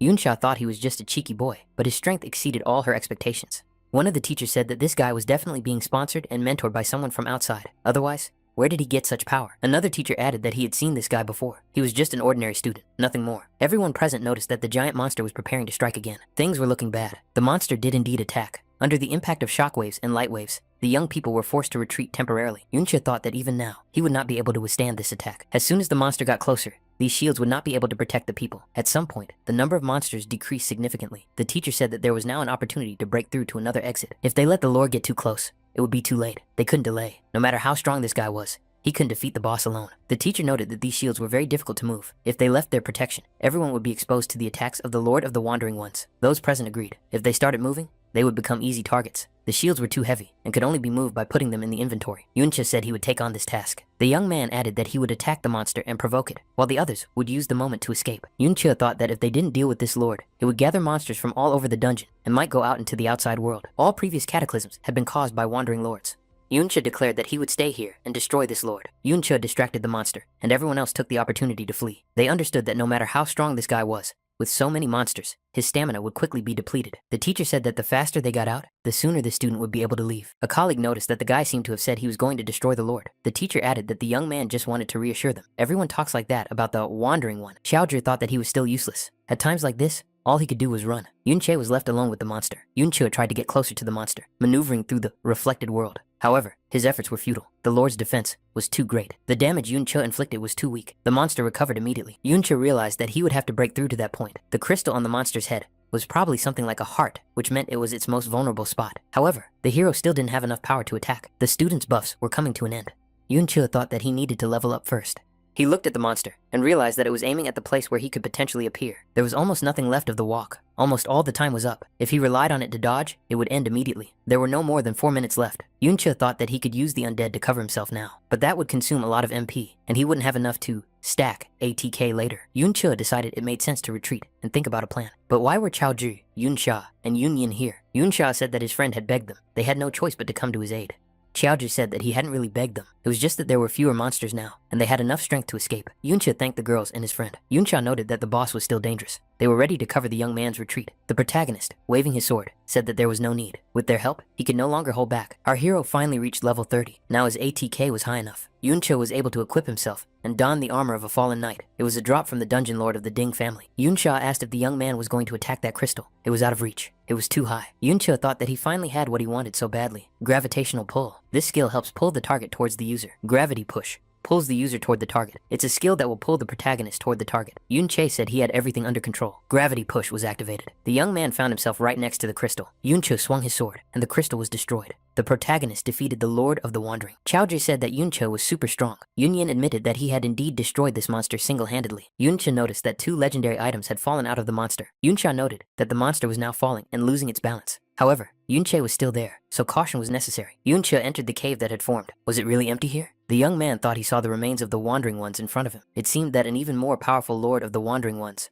had once been born here. That's why this battlefield looks so terrifying. At the top of the remains of the Wandering Ones, the young man saw the remains of Chao En. He was holding onto a sword stuck in the ground. Yunche couldn't believe his eyes. Was this really Benben in front of him? This sight was not only visible to the protagonist. Yunsha said that it was the traitor Chao En. She had heard that he had been destroyed by the hero right here. However, she did not expect to see this.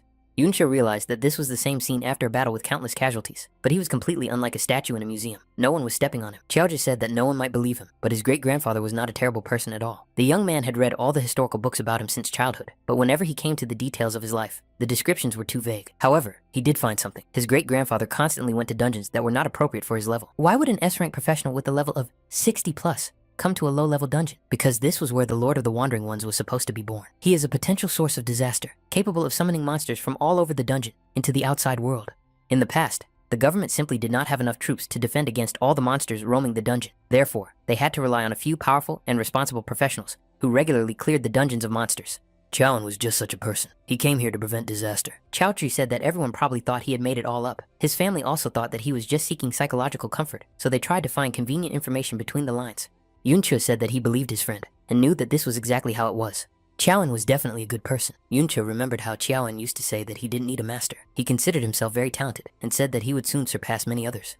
As a child, Chaoan said that he didn't need to be saved. He had to learn to cope on his own. As he grew up, the young man said that he was one of those who worked hard so that he could distinguish himself at the right moment. His friend said that he had nothing to worry about. Nothing could harm him in this dungeon. He did not understand why he should become a sword guard, especially since it was the weakest of the shield bearers. Chaoan objected, saying that this was only true in terms of strength and agility, but he had breakthrough power. No one else could compare. The rescue team was puzzled. How could a shield bearer achieve such goals? Chaoan understood that leaving the team without permission would result in a 3-month deduction from his salary. He had just worked so hard that he couldn't help but raise his level. Yuncha believed that, if only for Benben's sake, he had to take revenge on the Ding family. Ding Yi received the information and was surprised. Was he really being told the truth? Ding Shu said he wasn't joking. You can ask the teacher in charge of the dungeon. Yunche is extremely strong. The young man added that the teachers at the entrance stopped him and did not let him pass, explaining that his level was too low. One of the students noticed that a wandering monster had fallen in the distance. The teacher said that the monster had been destroyed by that guy, hinting at Yunche. It was a rare hidden boss above level 40. Ding Shu heard the students mention Yunche's name, so many people knew about it, and someone among them was truly amazing. Ding Yi ordered his assistants to immediately call the Ding family guards and follow him to the traitor's dungeon. Ding Yi added that it was imperative to capture the representatives of the Chao family. Yunche activated the skill book, Golden Radiant Shield. The young man gave the book to his friend and told him to learn this skill. There are no level restrictions here. Yuncha said that it was a legendary skill. Was the young man just giving it away like that? Yuncha replied that this skill was only suitable for shield bearers, and he wouldn't be able to use it anyway. Surely his great-grandfather Chao Ji often used this skill. Yunsha noted that it was worth mentioning that Yunche already had many excellent skills.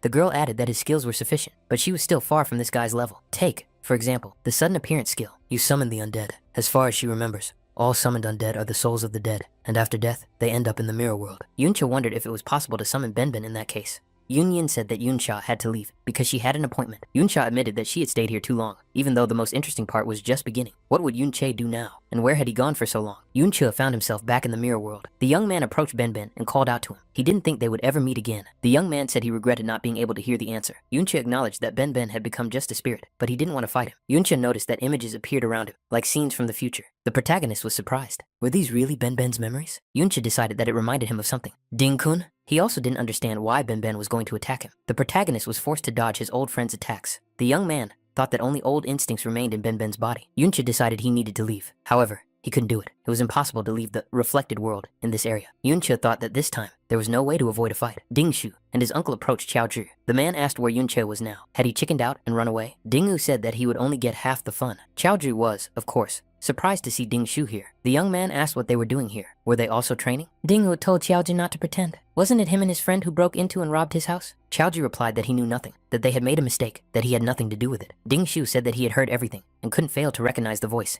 Ding Yi said that it didn't matter anymore. He had something prepared for these thieves.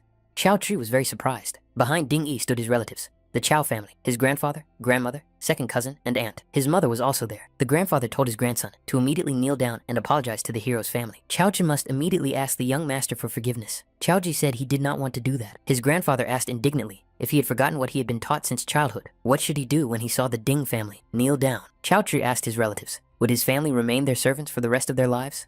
His great uncle said that they, the descendants of a sinful traitor, were very lucky to be in such a position. His aunt asked if Xiaozhi really wanted to ruin their entire family. The young man should think about his crazy father. Had Xiaozhi forgotten how hard it was for his mother to support the whole family? Xiaozhi told his relatives to open their eyes. His great-grandfather had come to this dungeon to prevent a catastrophe. He had died only because a crowd had pounced on him. Xiaozhi added that he had been gathering information about his great-grandfather for some time, but he lacked convincing evidence. Now it was right before their eyes. His great-grandfather was not the kind of person who would betray his country. The truth was completely different from what had been imposed on them all these years. If they could reveal it, they would clear the name of his great-grandfather and the Chow family. They had no reason to continue living like this. Xiaozhi said that the Ding family had no right to treat them this way. The Chow family should not have to suffer like this. Dingwu laughed and said that the young man was absolutely right. His great-grandfather had died in a sudden attack. He was definitely not a villain. To be more precise, his work in the underground had made him a fortune. But who cared? He was a traitor, and everyone should hate him. Ding Yi asked if Xiaozhi really wanted to upset his father even more, or cause the whole family to be punished. The descendants of a traitor should be more modest. Ding Wu said that, in fact, all the members of the Chow family knew the truth. Otherwise, how did all those people they reported on die? Ding Yi ordered everyone to kneel immediately. The Chow family obeyed. The young man's mother said she begged him to admit his mistake and stop resisting. It was all useless. With tears in her eyes, the woman said she didn't want to lose her son too. She simply couldn't bear it. Xiaozhi remembered how his mother used to tell him as a child not to pay attention to these people because her son was the best. Ding Shu said that the boy was too slow on the uptake and kicked him. He added that he would make him bow down, whether he wanted to or not. Xiaozhi blocked the blow without much effort and threw his opponent aside. The young man said he would never bow down to anyone again. Ding Shu was surprised. Would Xiaozhi really dare to fight back? Ding Shu added that now his opponent would remember what it was like to be a whipping boy. Xiaozhi blocked his opponent's attack and asked his mother, how could this be? Xiaozhi punched his opponent in the jaw with all his might and said that it was his family who were the descendants of the hero. Ding Shu held his bruised face with his hand and couldn't understand. How is this possible? When did Xiaozhi become so strong? Ding Shu attacked again, saying that Xiaozhi had always been a punching bag that he had played with since childhood. Xiaozhi blocked the bully's attack again and said that Ding Shu would never treat him that way again. Xiaozhi landed another blow and knocked out his opponent. The Four Eyes said that he was no longer the person he used to be. In the reflected world, the fight also continued. Yunche fought his old friend Benben. Yunche understood that this was exactly what Benben was like in his prime. The gap between them had become immeasurable. Yunche thought, if it weren't for his defensive class,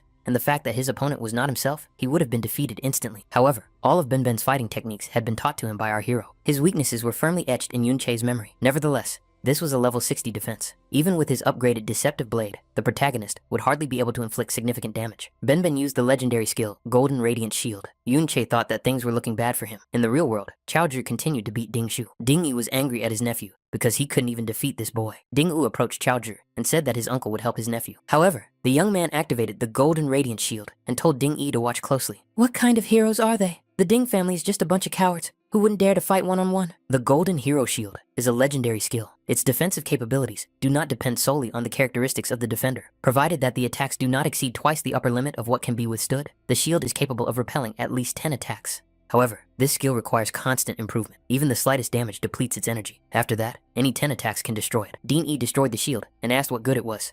The man said it would take him a minute to deal with this boy. Xiaoqi lifted the beaten Ding Shu to his feet and told his opponent that if his great-grandfather were here, he would be on his knees begging for mercy. Xiaozhi pushed the confused Ding Shu forward.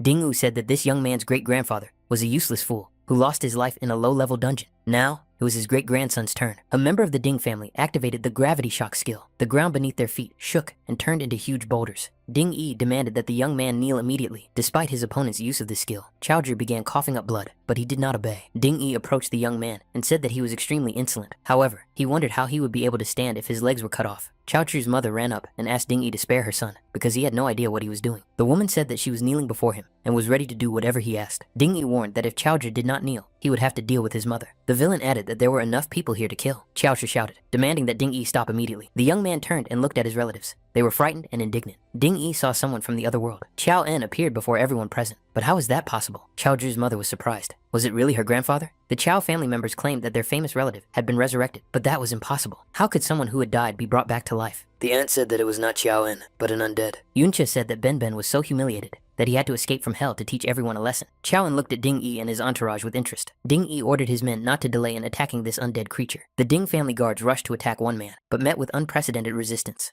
The Qiao family, seeing the skill of this warrior, declared that it was indeed Qiao En. Chaozhi thought that this technique really belonged to his great-grandfather. He was able to repel the attacks of several guards at once. It was simply amazing. Ding Yi asked Yuncha, was this his doing? He summoned another undead. Now he knows how to deal with these pathetic creatures. Ding Yu said that they were at most level 33. Even the revived Qiao En was just cannon fodder. Ding Yi lunged at Qiao En, but the ghost Ben activated the clutch skill and blocked his opponent's attack. Ding Yu said that blocking techniques were useless against pure power and activated the skill Summon and Collision. Ding ran into another golden radiance shield. This was quite unexpected for him. Ding Yi realized that even though Ben was no longer alive, he was still S-class. It could take half a day to deal with even one of his shields. Ding Yi called on his guards to attack simultaneously and exhaust this undead creature. However, the guards had other things to worry about. They had to fight the undead. Ding Yi felt annoyed. His armor was significantly worn out. The representative of the Din family shouted loudly and activated the skill, Burning Fury. He claimed that these undead were just a bunch of summoned creatures.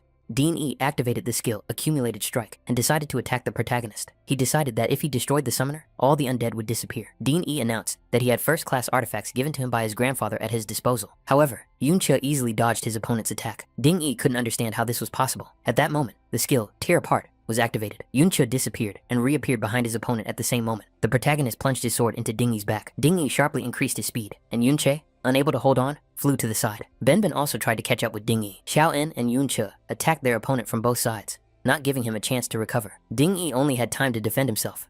At one point, Ding Yi took damage and his arm was injured. He shouted at the mages to heal him immediately. The gravity strike skill was activated again. Ding Yi shouted at Xiao En to get out of there immediately. Yuncha asked himself, could it be that Ding Yi was afraid of him? Ding Yi became nervous and shouted at his priest, asking what he was doing at that moment. The priest was currently fighting a level 33 undead creature. The undead won overall, and the guards of the Ding family were destroyed. Yuncha asked, did Ding Yi really think that his undead would not become stronger after visiting his home? Yuncha added that now, with the legendary skills dropped by the Dungeon Lord, his undead were far superior to the guard squad. Ding Yi thought he had no chance and needed to flee immediately. He turned abruptly and tried to escape. However, he couldn't get very far because a huge sword from the representative of the reflected world was stuck in the ground in front of him. Everything around him shook and the ground beneath his feet turned into huge boulders. Ding Yi didn't know what to do next.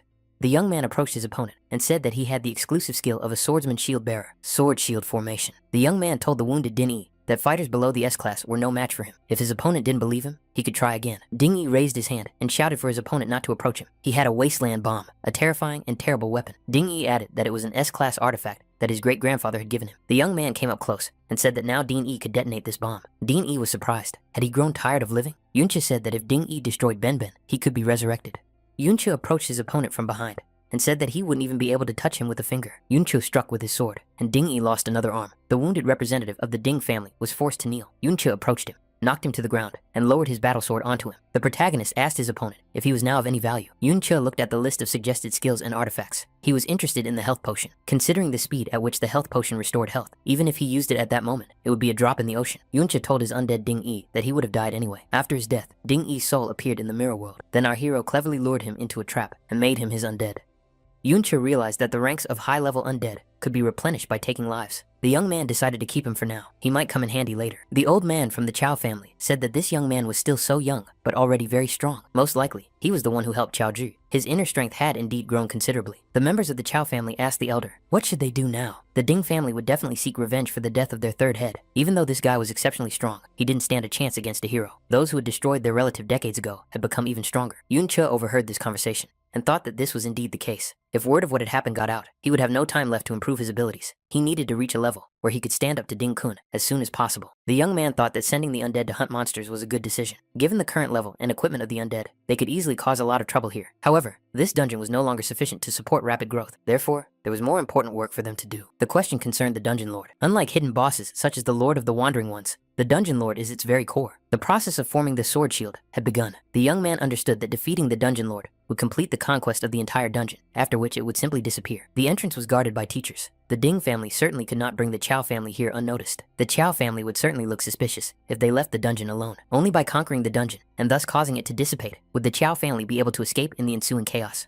This would prevent the Ding family from confirming the death of the third chapter, and also help buy time. In the end, the protagonist defeated the dungeon lord, and the dungeon was conquered. The members of the Chow family noticed that the dungeon was beginning to dissipate. Yuncha announced that he had destroyed the lord. Soon, there will be great confusion, so the Ding family will not be able to react quickly to the death of the third chapter. If the Chow family could escape during this chaos, they would be safe for a while. Yuncha added that if the Ding family used force, they should just surrender. Incidentally, the protagonist realized that the experience necessary to raise the level of the reflected world could only be obtained by defeating the dungeon lord. The previous upgrade of the reflected world gave a big boost. In the personal dungeon of some rich guy, things were also unsettled. The knight wondered, should he take this seriously?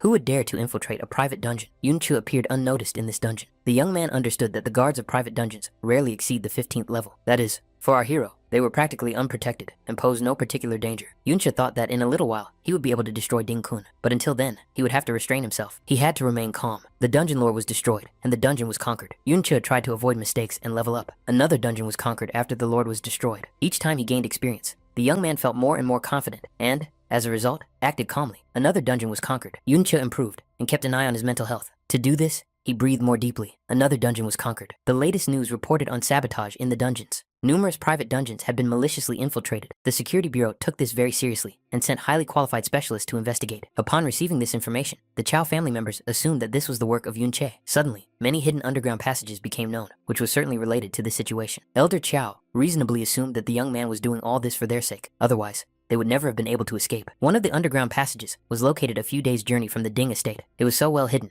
that it took considerable effort to get inside without leaving any traces.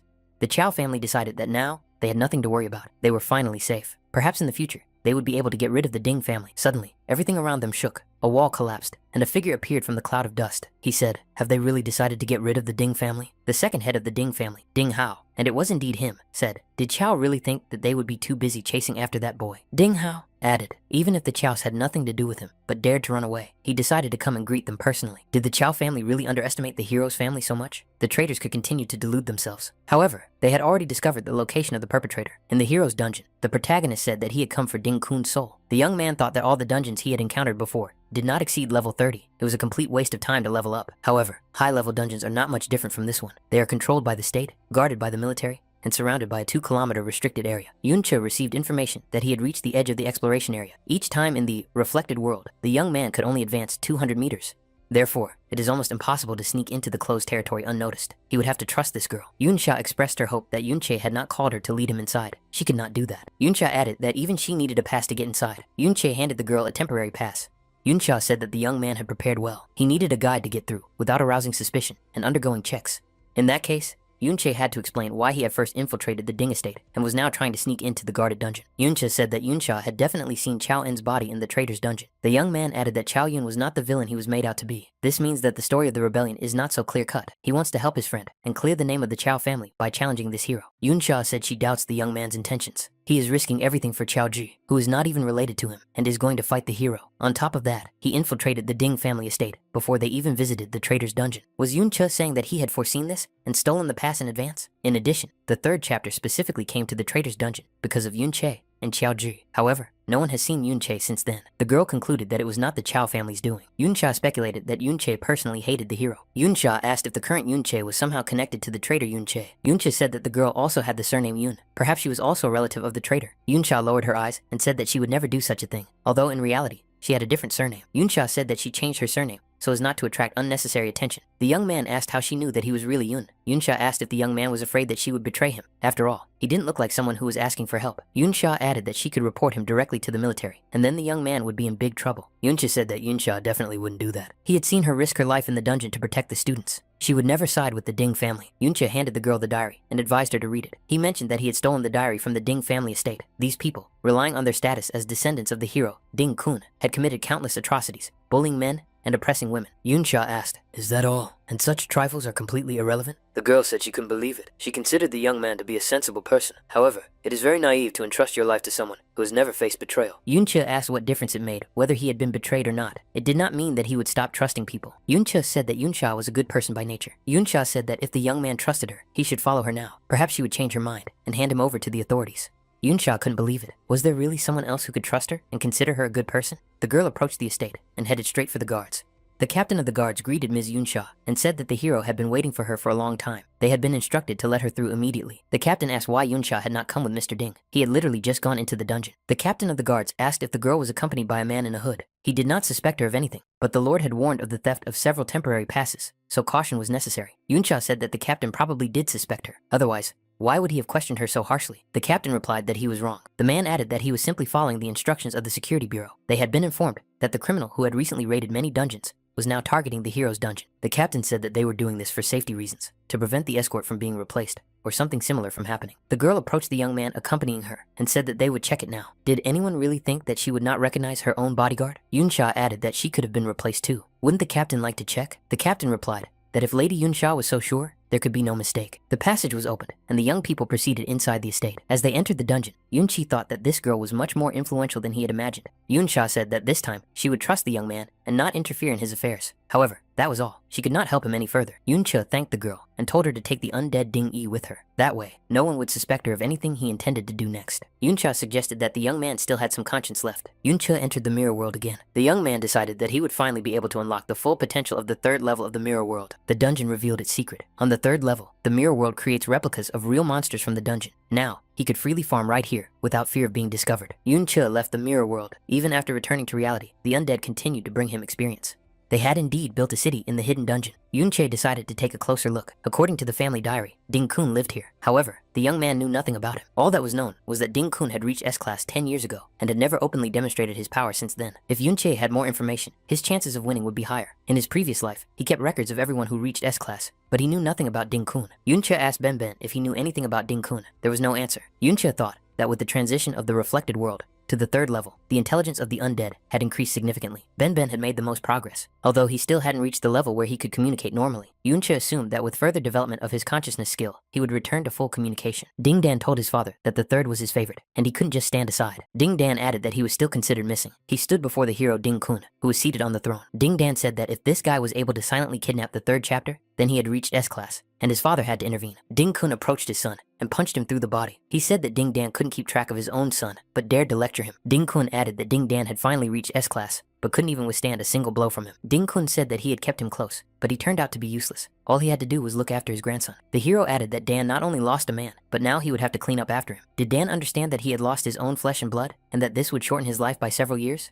Ding Yan mounted the man like a horse and pulled on the strap around his neck. The sorcerer Nan Shi said that the master's beloved pet had not eaten meat for several days. Why not take advantage of the situation? Yuncha thought that compared to what he had just seen, the Ding family behaved very restrainedly outside the dungeon. Ben Ben was burning with rage at that moment. Yuncha thought that even in this state, Chao Yun was still eager to help those in trouble. Among the children who had ended up in the disaster zone, he and Lan Qian were the kindest and strongest. Yuncha thought that this was why he had decided to take these boys as his disciples. He hoped that when the young men became stronger, they would be able to help others. In the end, he brought all this upon Chao En and left him in such a state. Ben Ben said the name Lan Qian. Yunche was surprised. Could Ben Ben really speak? Ben Ben said that Lan Qian was Ding Kun. Chao Yun was surprised. Did Yunche deliberately use a similar name to provoke him? He couldn't imagine that he would hear it again after so many years. The young man said he wanted to see who dared to impersonate the master. Ding Yan stood in front of the chained monsters and said that they were good boys. Ding Yan added that he had been very busy lately and that they must be hungry. Ding Yan showed the monsters the tortured people and said that he was already quite tired of them. Ding Yan added that dinner was served. The monsters perked up and pounced on these people. However, Yunche did not continue to hide in his shelter and jumping out, activated the slicing skill. Wielding his sword, the young man began to cut the monsters into pieces, thereby saving the people. Yunche was puzzled. Had Lan Qian really become Ding Kun? But how is that possible? Ding was surprised. Who else could it be? The sorcerer Nanshi said that it was a malefactor, clearly out of his mind. How could he show up in the hero's dungeon? It was like signing his own death warrant. Yunche remembered that he had personally taught Lan Qian. How could this scoundrel Ding Kun have grown up to be like this? At the time, the teacher told the young people that because of those with abilities, the age of knights was a thing of the past. However, as a descendant of a knight, he wanted to pass on their covenants to the boys. Yunche believed that under his guidance, these children could become stronger than ordinary fighters. If they wanted to continue their training, they had to follow the rules. First, they had to be humble. There was no fundamental difference between them and the others, so they had to remain polite and respectful to everyone. Yunche activated the cleave skill again, and the sorcerer's magic shield was destroyed. The sorcerer realized that his opponent had legendary level 30 equipment. However, the protective necklace was destroyed. Ding said that the pathetic skull dared to challenge Eagle, adding that he was untouchable. His opponent would now see the difference in their strength. Yunche taught his disciples to show mercy. They should be kind to the weak, especially the helpless. Evil and cruelty should always be fought with kindness. Yunche pointed to the man and said that these were the very slave traders from whom he had once rescued the boys. Now they would be able to deliver a truly just sentence. Ding asked if his opponent had destroyed their illusions and was satisfied. If he wanted more, let him continue and enjoy himself. However, this guy's face looked as if he was about to explode with rage. Did he look like that because of those outcasts? Maybe there was a relative of his among them? Dean said that this guy might try to destroy them. He would see how he felt when he realized that he had swung his sword at his enemies, but destroyed his own people. Yunche saw both the reflected world and the real world at the same time. But how is that possible? Yunche attacked correctly. Dean was surprised at how his opponent could tell which ones were real. Yunche taught his students to be brave, fearless, and decisive. There was no place for cowards in the dungeons. They had to fight for justice. During another dungeon raid, the boys told their teacher that they were very scared and almost died. Yunche said that they were safe because he was watching them and controlling the situation the whole time. Ding thought this guy was strong and added that the sorcerer should cover him and not waste his energy on illusions. They needed to buy time so he could escape. Ding Yan said that if anything happened to him, this scoundrel's grandfather would definitely kill him. The sorcerer activated his skills, spellcasting, summoning the swamps, and paralyzing dust. It was very difficult to cast spells without illusions. The sorcerer looked around and couldn't figure out where his opponent had gone. Yunche suddenly appeared behind the sorcerer and swung his arm to strike. The sorcerer was deactivated and begged for mercy because he was not from the Ding family. He was just hired. If the young man had a plan, he could easily catch Ding Yan. Yunche destroyed the sorcerer. Earlier, he told his students that they must be prepared to make sacrifices. Ben grabbed Ding Yan by the collar and dragged him along the ground. Ding Yan claimed that he was the great-grandson of a hero. He could not be touched, otherwise his opponent would die in agony. Yunche summoned the undead created from the destroyed sorcerer. Ding Yan was frightened. What had they done to his sorcerer? Yunche told his disciples that they must be honest. Young people should also not forget about justice. The disciples would have to constantly prove their valor. Their souls would occupy an important place in their lives. Yunche walked through the city, saw the horror that was happening, and said that Lan Qian had not simply forgotten everything he had been taught. Lan Qian had betrayed them with Ben. Lan Qian allowed his descendants to commit such evil deeds. Why did this happen? Ding Kun shouted that he was living well in his dungeon. His voice was accompanied by a series of explosions. After these explosions, the protagonist was injured, but continued to ask, why did Lan Qian do this? Ding Kun, formerly Lan Qian, appeared in the ruined city. He was an S-class berserker. Yunche tried to attack him, using the reflection skill. The protagonist asked again, why did Lan Qian betray him? Ding Kun was surprised. Had Yunche really pierced his armor? His speed and ATK were extraordinary. Yunche asked, was this really his disciple, Lan Qian? Why did he betray them? Ding Kun asked, was he being questioned about betrayal now? This guy calls himself Yunche and knows his former name. Could it be that the old man sent him? Why is this young man pretending to be his teacher? What kind of crazy joke is this? Yunche asked again, why did Lan Qian betray him? Ding Kun replied that he was just a tool, so he had nothing to say. Yunche asked, what about him then? At that moment, Chaoan approached Lan Qian, shouting his name loudly. Ding Kun couldn't believe his eyes. Could Ben have survived? But how was that possible? Ding Kun realized that he was facing an undead creature and said that it could indeed be considered a kind of resurrection. However, his consciousness was too weak. The hero's descendants appeared and told Ding Kun to leave these petty thieves to them. Yunche summoned the undead and told them to deal with these rivals. Ding Kun recognized his third grandson among the undead. Could he really be dead? Ding Kun approached Yunche and said that this guy really interested him. After all, this was not just summoning undead, but a true resurrection. Ding Kun said that this guy had to prove that he was really his master, his dear teacher. Ding Kun asked what the teacher wanted to know, and that he was ready to tell him everything. Yunche said that even when he was first in the cage, Lan Qian tried to help others. How could he have changed so much? Ding Kun replied that the reason for everything was his dear teacher. Yunche was indignant. What nonsense was Lan Qian talking about? Had he forgotten who had freed him from slavery and made him so strong? Wasn't that what he had taught the young man? Why had everything turned out this way? Ding-kun asked why the teacher had waited so long before coming for him. Why did he let him suffer before saving him? Why not just make him a disciple? Just a disciple of a knight's son, when anyone could live in comfort? Why did everyone treat his disciples with such respect? What gave that useless Ben the right to enjoy all this when he hadn't really suffered enough? Ding-kun asked why he was better than him in everything. Ding-kun shouted loudly. Why did he become the teacher's favorite? Ding-kun asked why Yunche had forced him to switch classes to Berserk. Was it because he was a coward? Shouldn't he have chosen a more defensive branch, such as swordsman? Yunche was surprised. Had he ever chosen a favorite? Lan Qian always acted as if he wanted to become stronger and braver. Ding-kun said that it was all because the teacher loved people like Ben more, so he tried very hard to be braver. But did the teacher treat him better? The teacher despised him from the bottom of his heart because of his origins. There was no point in pretending anymore. Ding-kun said that pity and humility. He no longer wanted all these chivalrous feelings. How could that improve his life? Aren't relationships between people based on power and status? The teacher was able to brainwash the foolish Ben. He wasted his upgrades trying to save others. Ding-kun asked what betrayal he was talking about. If the teacher chose Ben, what does that mean? That he could have chosen someone else? His good friend Luo Wei gave him more status and power. Yunche can see what his descendants have become, and see what has become of Ben's legacy. Now they can only be servants of the Ding family. Yunche can see how Luo Wei has risen. What can the teacher say now? Which of them made the right choice? Yunche called his former disciple an ungrateful, heartless scoundrel. Yunche said that Ding-kun really couldn't compare to Ben. He wasn't worth a finger on his hand. The conditions for the absence of armor were met. The Berserker body was activated. Ding-kun said that Yunche had finally admitted it. The Rampage skill was activated. The Berserker attacked his former teacher and said that Ben was his favorite after all. What a hypocrite Yunche was. Yunche thought that he could only hide in the reflected world. The Berserker asked, was the teacher using mirrors to maneuver? Berserk's exclusive skill, Blood Rain, was activated. What would his opponent do without mirrors? Ding-kun said that Yunche should come out against him and fight face to face. After all, a knight must be brave. Ding-kun said that was what he thought. All the teacher could do was preach while hiding in a secluded corner. A spoiled aristocrat, he understood nothing. How can a teacher talk about suffering if he has never experienced it? His sermons were nothing but comforting fantasies. Berserk activated the skill, Bloodthirsty Blade. Did the teacher really believe that his friends and students would always be on his side? That was very naive. Yunche can now see his pitiful state. Without mirrors, he is nothing. Even if he doesn't attack now, Yunche won't be able to withstand the constant damage from Blood Rain. Ding-kun blocked his opponent's attack and said that his teacher wasn't always so weak. Now the teacher's paying for his naivety. He should not be grateful. Only betrayal can truly temper him. Berserk noted that falling from heaven to earth must be very unpleasant. How does it feel to admit that Luo Wei has become the supreme ruler, revered by all? Yunche turned out to be a traitor, despised and exiled. Doesn't the teacher feel even a little envious? After numerous attacks from his opponent, Yunche could barely stand and felt broken. Berserk said that his former teacher was on the verge of collapse. Whether the teacher would survive or not depended solely on him. Ding-kun said that if the teacher admitted his mistakes and knelt down begging for mercy, he might spare his life and keep him here as a pet. But there was one condition. He would have to reveal the secret of resurrection. Yunche gathered his last strength, activated the Shadow and Ghost Blades, and said that he had once saved the boy from a slave cage.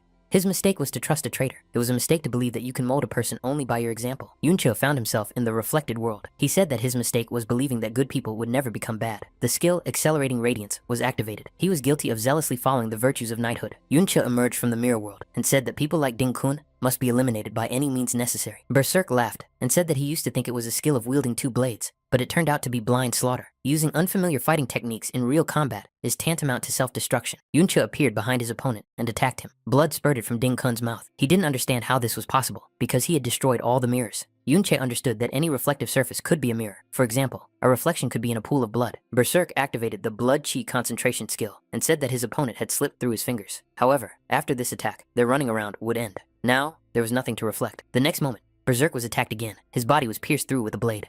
Ding-kun looked back and asked in surprise when Ben had managed to appear here. When had these two managed to surround him? Yunche said that, with such an opponent, it was useless to talk about chivalry. Ding-kun said that the enemy he defeated 60 years ago was now no match for him. The deeper his wounds, the stronger he became. Yunche said that he knew all of his opponent's vulnerabilities. The Berserker had two weaknesses.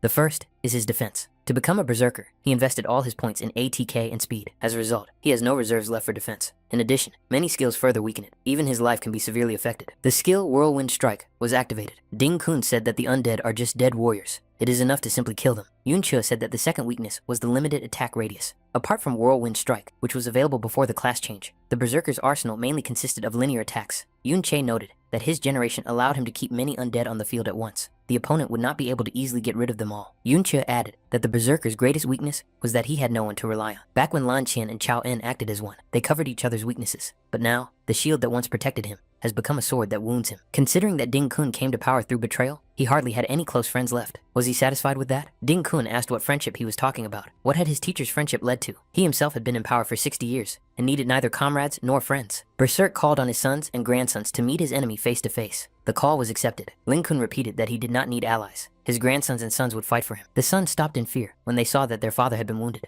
Was he really losing? Ding Kun shouted again for his descendants to heal him immediately and attack his opponent. His sons said fearfully that even their father could not defeat this man. How could they possibly do it? Ding Kun cursed loudly and said that he would handle it himself. At the same time, he grabbed one of his sons by the throat. Ding Kun shouted that everything his descendants had, he had personally given them. Didn't his son understand why he had been born? It was only for his health and longevity. How dare he refuse?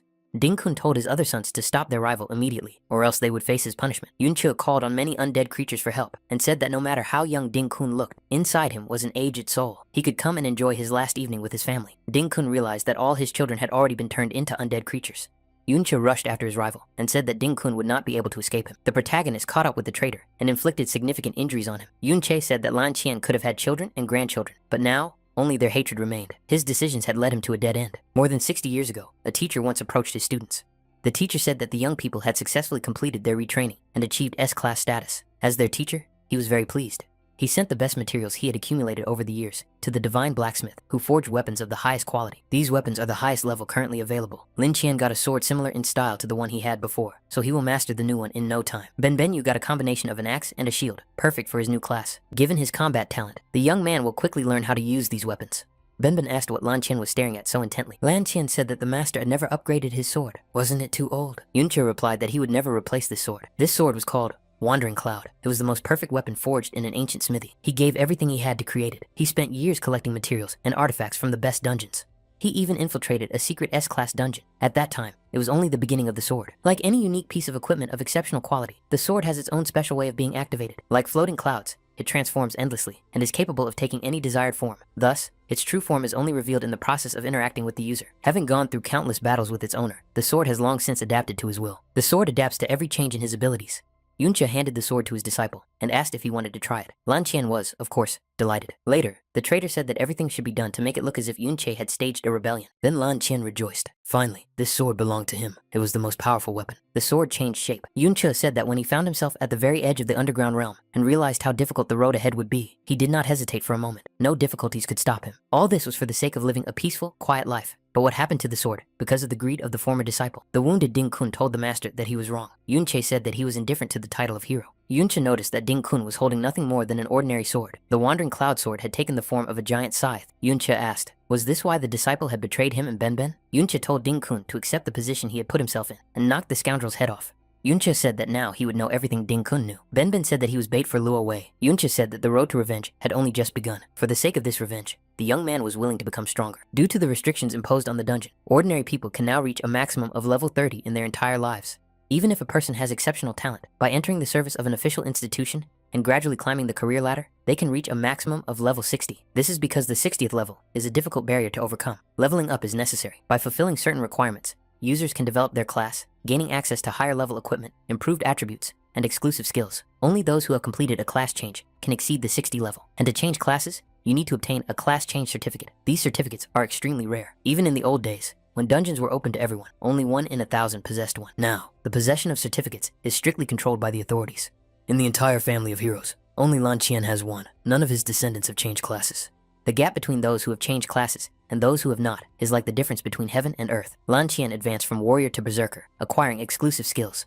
His strength increased several times over. If it weren't for the mirror world, the protagonist wouldn't stand a chance against him. If Yunche had changed classes while possessing the reflected world, how much stronger could he have become? The prerequisites for changing classes had been met. The classes available to bards had been determined long ago, and only a few managed to advance successfully. It was also the only class with offensive skills.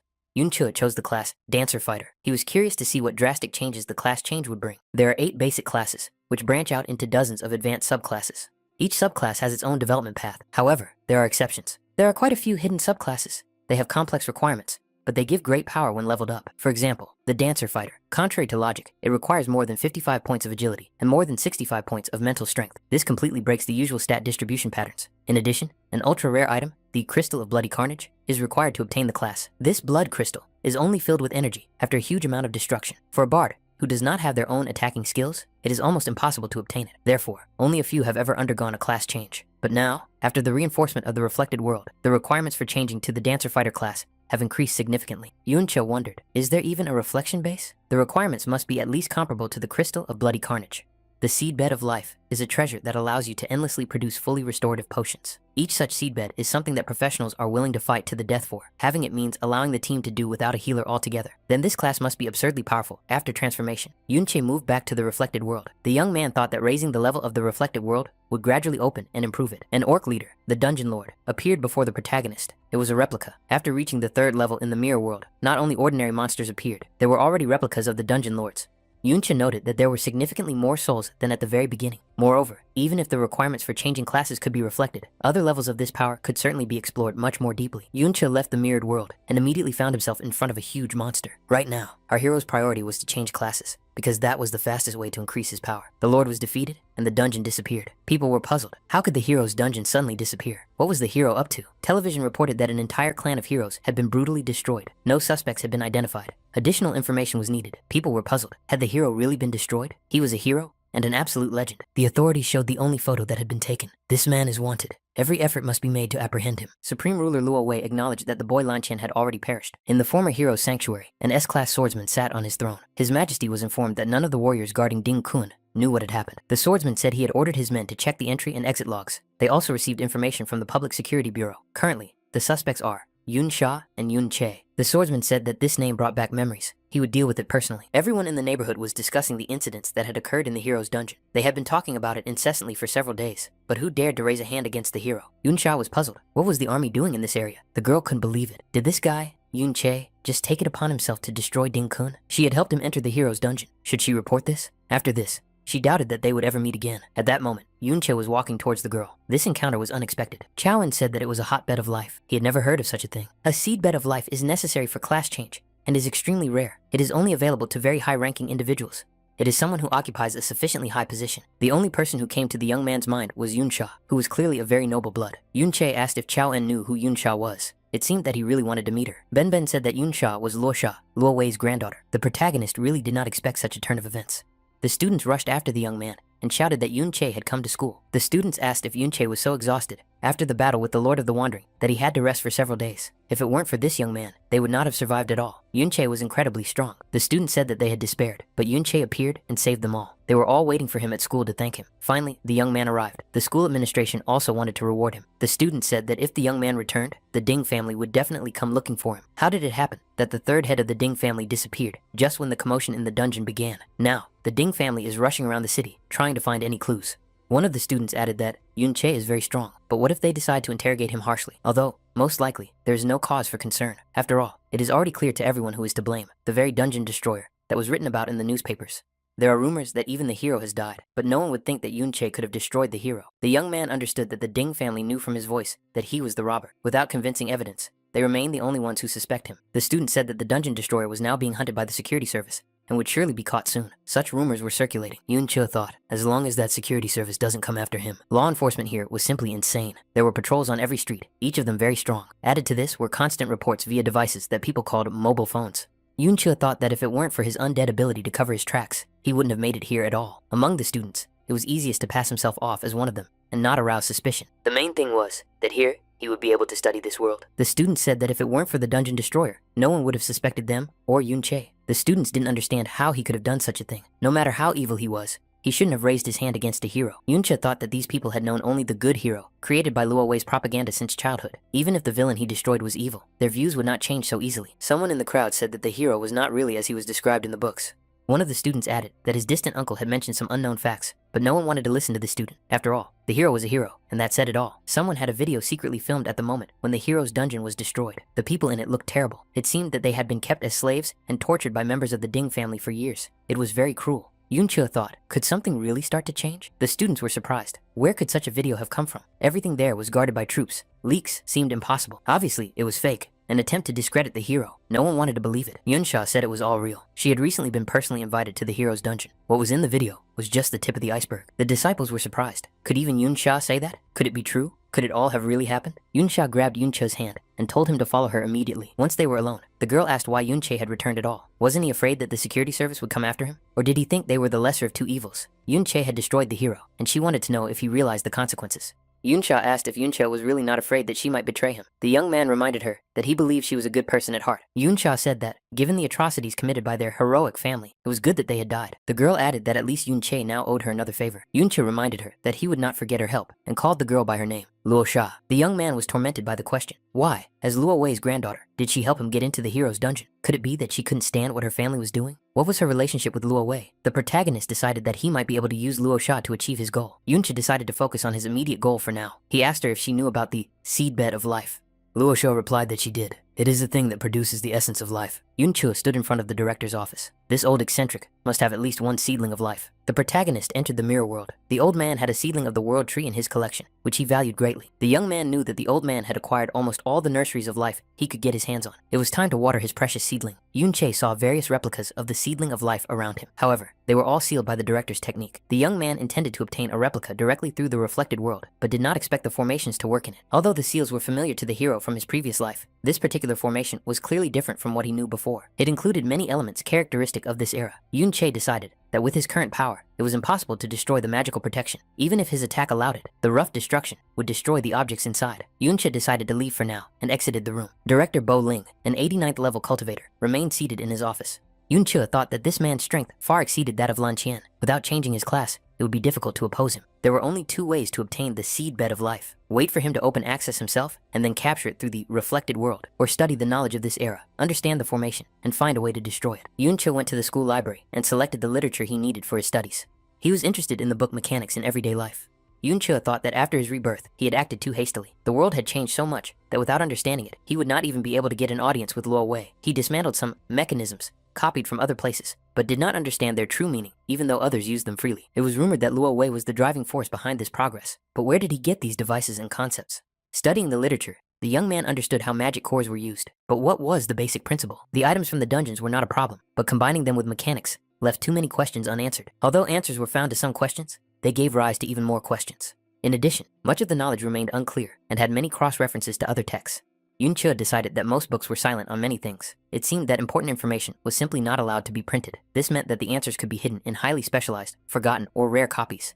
The problem was that among them were tons of useless garbage. The search for answers could take an infinite amount of time. Suddenly, the young man saw Yun Yin in the library. The girl was sitting with a book in her hands. Yun Yin was engrossed in reading and did not notice him right away. Yunche thought that she always went with Yunsha, but what was she doing here alone? He said he had just come for a book. The young man added that he wasn't sure which book he needed yet. Yun Yin threw him a book and said that this one would suit him. Yunche thanked the girl and left the library. Yun Yin continued reading. After a while, he returned and said that he had finished reading and asked if there was anything about mobile communications. The next day, the girl again offered him the necessary literature. Yunche handed her a box and said he had found something delicious. Would she like to try it? Yun Yin refused. Yunche said he would leave the box there. The young man felt a strange attraction to the girl, even though she was cold towards him. Yun Yin became interested in the contents of the box and took it. The next day, the young man expressed his hope to find literature on magical engines. Yun Yin said that he should look for it on other shelves. Yunche assumed that the girl only visited the library for quiet reading when Yunsha was resting. Yunche thought that when he got to know her better, he would be able to get information from her about Luo Wei and Luo Sha. The young man showed her the open book and asked what it could mean. Yun Yin replied that she didn't know. Yunche asked if she was familiar with formation communication systems. The girl suggested that it was a mechanical interface connecting different formations. The young man asked her to find books on the subject. Yun Yin asked why he didn't ask that guy. She was referring to his little assistant, the descendant of a traitor. Where was he now? Yunche replied that he would be back soon. The inner piece of the Ding family. Ding Hao looked at the photo sent by mail. The man said he was being threatened using Ding Shu. What did the villain want by just sending one photo? There was no other news. His brother asked if it was sent by that guy, Yunche. Dean Hao said that he had met Qiao Zhu before, so perhaps it was because of Qiao's family members. Could Yunche really destroy a hero? Did he have the strength to destroy his grandfather? Why hadn't the guard caught him yet? Were they being ignored? A knight entered the room and informed the leader that Qiao Zhu had returned to school. Qiao Zhu staged a solo picket and held a banner that read, "Clear my name." The students recognized him as Qiao Zhi, but what was he up to? Did he want to stir up trouble now that the hero was dead? After all, he was still a traitor. Yunche thought that the truth had been hidden for many years. The hero had been unjustly accused and labeled a traitor. However, some people stubbornly sought the truth. Qiao Zhi claimed that there was now enough evidence to prove that his great-grandfather was not a traitor. He was a hero. Yunche thought that perhaps the world would change thanks to Qiao Zhi's perseverance.